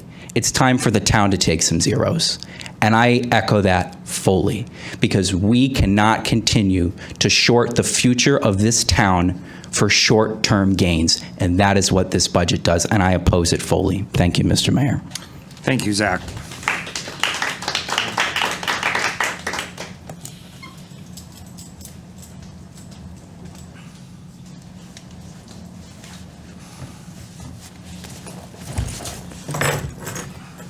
Good evening. Lynn Kostek, 13 Teach Street, Enfield. First of all, I just want to say when these kids are pouring their hearts out and the teachers are pouring their hearts out, looking out the window to see what's happening outside was so rude, and no one was paying attention to these kids. This is what they're here for. They're here for their teachers. They're here for themselves. The kids are our future. A lot of you up there, you're already set in your ways. You already have your jobs, your occupations. These kids, they have to grow. They have to learn to go into these careers. Are you giving them that option? Not if we do what we're doing to them. That's not going to work. Well, so for right now, I just want to say I go along with the teachers and the students. You guys got to come up with some money for these schools and keep these teachers there. My second thing is the tax reduction for senior citizens. You know, someone just said up there a few minutes ago, oh, I got multiple emails from seniors saying they can't afford the $25 a month, in the raise, or whatever. Isn't it funny how they're intelligent enough to do this? Okay. And yet you want that, and then you got some seniors who are in wheelchairs and walkers, using canes, can't make it from their front door to their mailbox, but you want them to put in 50 hours a year in volunteer work so they can get tax reduction. I think living up until 70, 80 years old, you already paid your dues in life.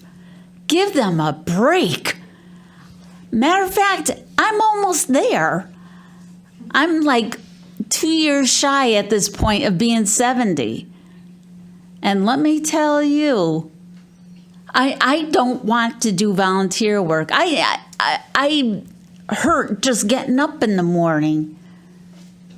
So trying to do volunteer work, that's ridiculous. And trying to make anyone else do volunteer work is ridiculous. Yeah, I got your message. Okay, thank you. Thank you, Lynn. Sir.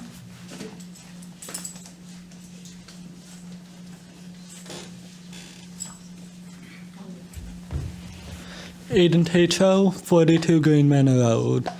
I come here as a member of the Enfield High School Marching Band. I come here as part of a community of music that's greater than myself. I'm one of Mrs. Shaw's students she spoke earlier, who wrote a letter in her class, which you now have, and I'd like to summarize that letter for you.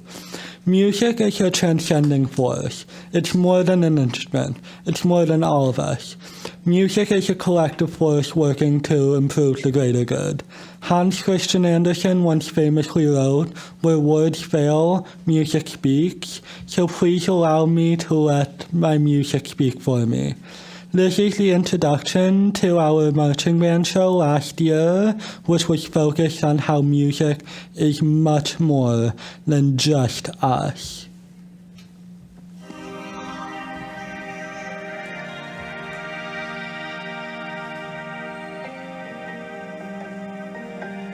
Music connects us to other people in ways words cannot. Music is my escape. Music helps us express ourselves.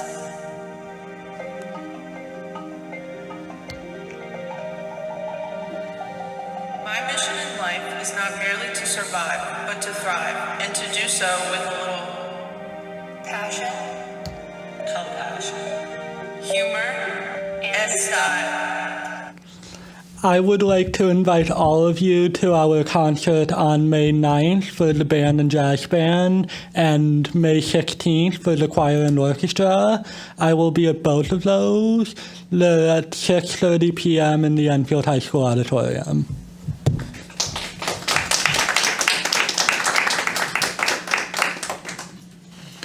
You said 5:30? 6:30. Thank you. Okay. Sir.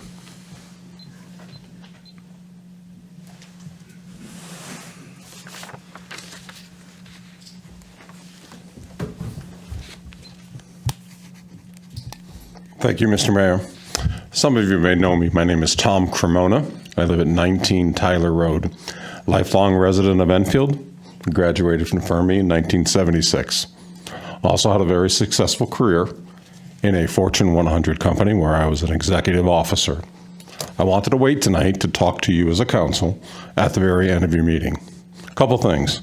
First of all, thank you. Thank you for doing everything that you're doing. There are some automatics that I think all of you would recognize if you thought for just a couple seconds. The advice I'm about to give you is what I gave to teams over the years that I was at this company. First, none of you want to eliminate any programs. Look across the table and know that that's true about people that you're kind of making hard comments about. None of you want to eliminate teachers. I know it, and I think everyone here recognizes that. But you know what you're doing to yourselves? You're destroying yourself as a team. You clearly have a very strong leader who is trying to find the middle road. And yet today, my first time at council meetings in probably a decade, I heard a council member start talking about national politics as we were talking about the budget for Enfield. Why do that? Who did that help other than that council member? And I think that person knows who I'm referring to. I heard another council member draw such a hard line in the sand that I think it did nothing but harm the discussion. What good did it do? None. It is time for you to recognize that what the town did is they elected you as a team.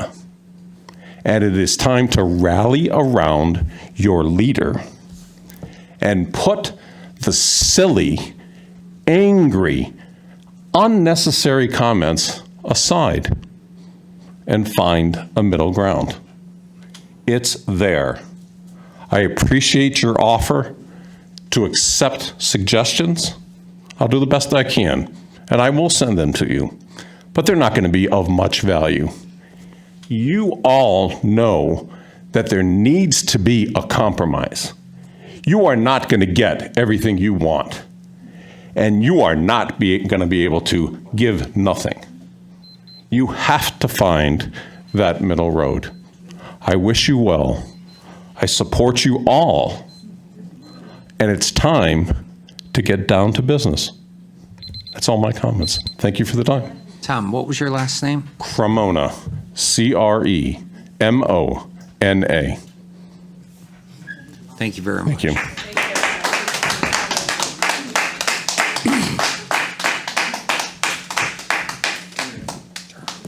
No.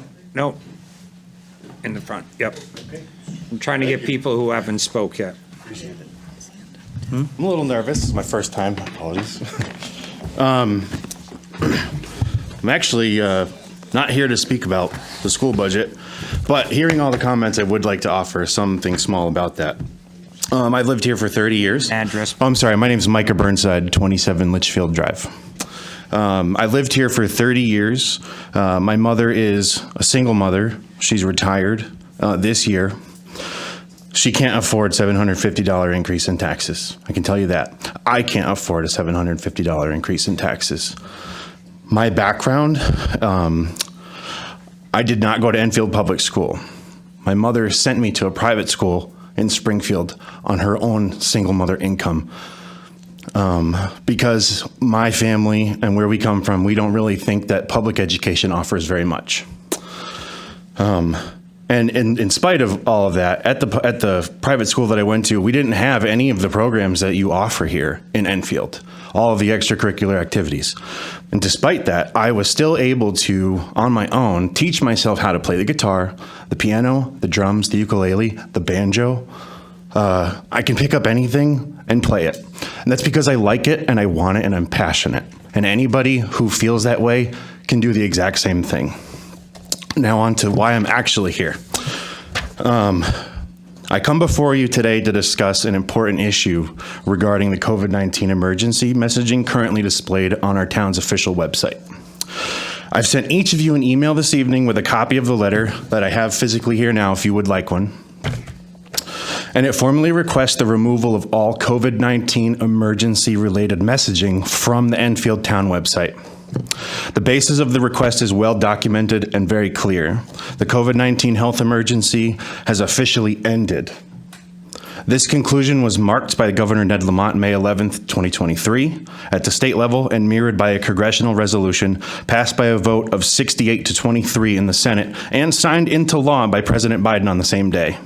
And additionally, local measures such as the discontinuation of the COVID Alert Connecticut app and the cessation of state-supported COVID-19 testing as of June 30th, 2023 further affirm that the emergency status has ceased. In light of these developments, I believe that it is crucial to our town's communications to reflect the current situation and reality. The presence of outdated emergency messaging could mislead and does not accurately represent the actual COVID-19 status. And for your convenience, I have included QR codes on the back of each letter that you can scan with your phone to see the links. And I urge the council to review this documentation and consider my request to update our website accordingly. And thank you for your attention to this matter. And real quick about my background, not only was I a musician, but I also have professional experience as a robot programmer that I got on-job training because I worked hard and proved myself that I wanted to learn it. Thank you for your time. Vinny. Oh, that's my book, sorry.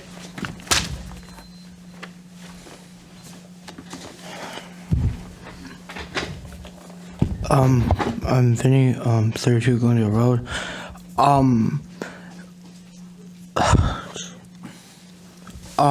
I would like to lose the school because I had my first year of football, and that's where I made most of my friends, and without my teachers or without Dee, that wouldn't gotten to know who I really was. And yeah, that's all. Thank you very much, Vinny. Anybody for the first time? Christina?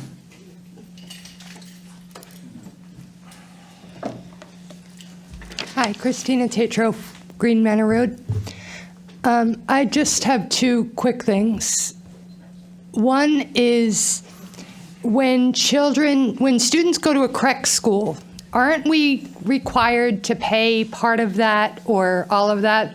So if we do decide to make these cuts that you guys are presenting, wouldn't that,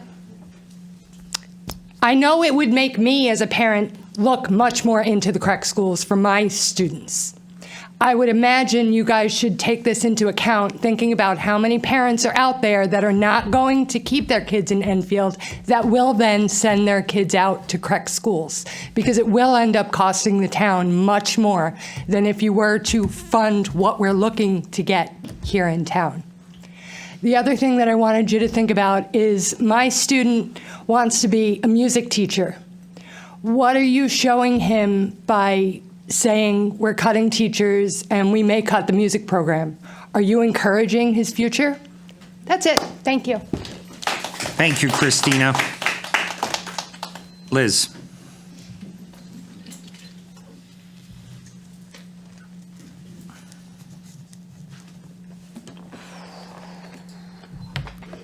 Good evening. Liz Davis, and I reside at 201 North Maple Street. I almost forgot, it's been a while, how to do this. I wasn't going to speak, but after really watching some counselors' comments back to the parents and our children that came to speak, I guess I'm going to speak now. What I've noticed is majority of you want to bud our seniors against our students. That's what I'm getting. That's politics 101, saying seniors are reaching out. While I was sitting on that council a few years back, I even mentioned the fact, freeze the taxes for our seniors at a certain age, even if it's 70, 75, and they lived here 20 years. They worked their whole life. They paid their dues. You know the answer I got from your sidekick? Well, they're the ones that pay their bills, so why would we do that? So if you honestly care about our seniors, freeze the taxes for them. Stop using them as an excuse. Because for one, I'm tired of hearing it, and so is it my mother. So do something about it if you care about them. And our students, do something about them if you care about them. Don't sit up there and keep it saying you care. Actions speak a hell of a lot louder than words do. If you have money to pull out $1 million for armed guards, we all know that's what got me in politics 11 years ago. Remember that, Chris? Well, guess what? I'm coming back then. I have nothing against police officers. I thank him for his job, even though you sent him out to quiet us on the mic because it disturbed you. But I still thanked him. But we don't need $1 million of armed guards in our schools. That was the fight. You were against it 11 years ago when you sat up there. It didn't keep our kids any safer. Our town couldn't afford it. You honestly care? We have security guards in there. Pay them. We already have them in there. The kids know them. If that's truly what you're looking for, security, then do it. But you guys got to flex your muscles. All about party line. Actions speak louder than words. Do what's right by our kids. Get the money from something. Actions speak louder. And I might just see you on that ballot pretty soon. Have a good night. Thank you, Liz. Happy Teacher Appreciation to all our amazing teachers. Anyone else for the first time? Sir.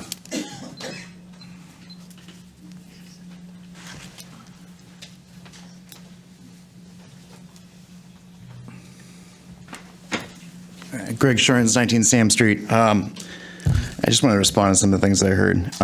You know, we can talk about tightening our belts, and I understand that. That's fine, but 0 to 2% is not tightening our belts. That's tightening our belts so much that we won't have circulation to our legs and won't be able to walk. As for scare tactics, if we do a 0 to 2% cut, I don't think that's scare tactics. I don't think that we can keep that many staff members with 0 to 2%. It's just not going to happen. It's not feasible. There's no way that's going to work.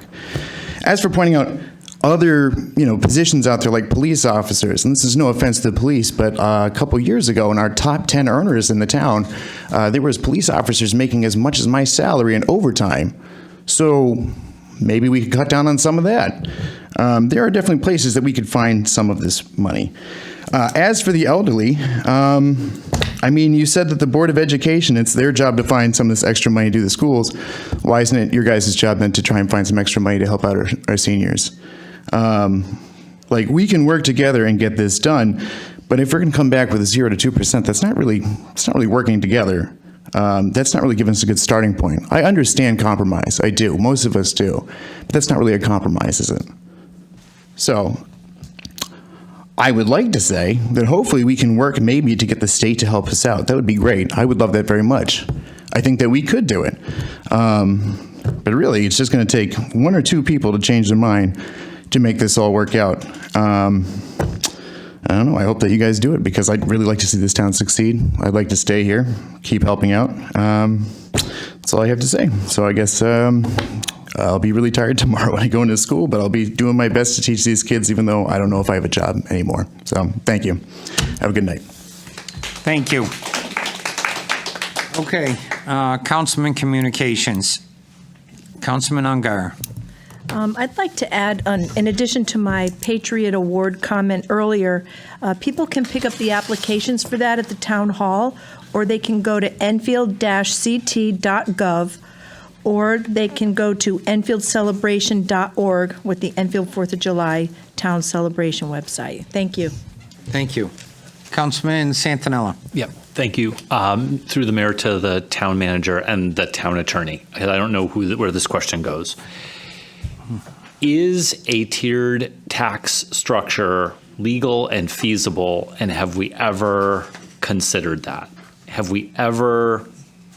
Is it in the realm of possibilities? And I'm just putting it out there. We have much more deliberating to do, and it's been suggested, and I don't even know if that's possible. And you don't have to give me an answer tonight, but if we could get an answer to that, I think it might be helpful for some of the issues we're trying to deal with. Yeah, the answer I can tell you off the top of my head is it's a definite maybe possibly. So I'll look it up. That is a lawyer answer if I've ever heard it. I'll need more time to come up with the answer. But that's the best I can do right now, John. Well, it's good to have a laugh at this hour, but thank you. If we could just, I think it may be, if it's possible, I think it might be. It's an excellent thought, and I'll be happy to take a look at it. With the emoluments clause in the Constitution, makes it perhaps difficult, but I'll definitely take a look and get back to you. Thank you. All set, John? That's my one question. Councilman Mangini? Thank you. Councilman Ungar did speak about the Patriot Award application. Again, there's an end date to it, and I believe it's the beginning of June because we're meeting. It's going to be June 9th. They want all applications in by June 9th. Because we're meeting shortly thereafter to go over all the applications. Thank you. Anyone else? I just want to say two things about the comments that just came up. Freezing the taxes for the seniors, I couldn't agree with you more. I would love to do that. But we don't have money to fund things we have right now. That's the last thing I can consider. And as far as my position on the armed guards, it hasn't changed. I don't want them. I want full-fledged police officers in our schools. But I had to compromise to get everybody to agree. That's where we ended up. So my stance hasn't changed. I want to thank everybody again tonight for their comments. I really appreciate it. I'm telling you, I heard you loud and clear. And again, send us emails with ideas and suggestions. And, let's do this together. Let's help our students and seniors and roads and sewer plants and come up with some great ideas. So thank you again. I'll entertain a motion to adjourn. Motion to adjourn. Second. Motion made and seconded. All in favor? Thank you.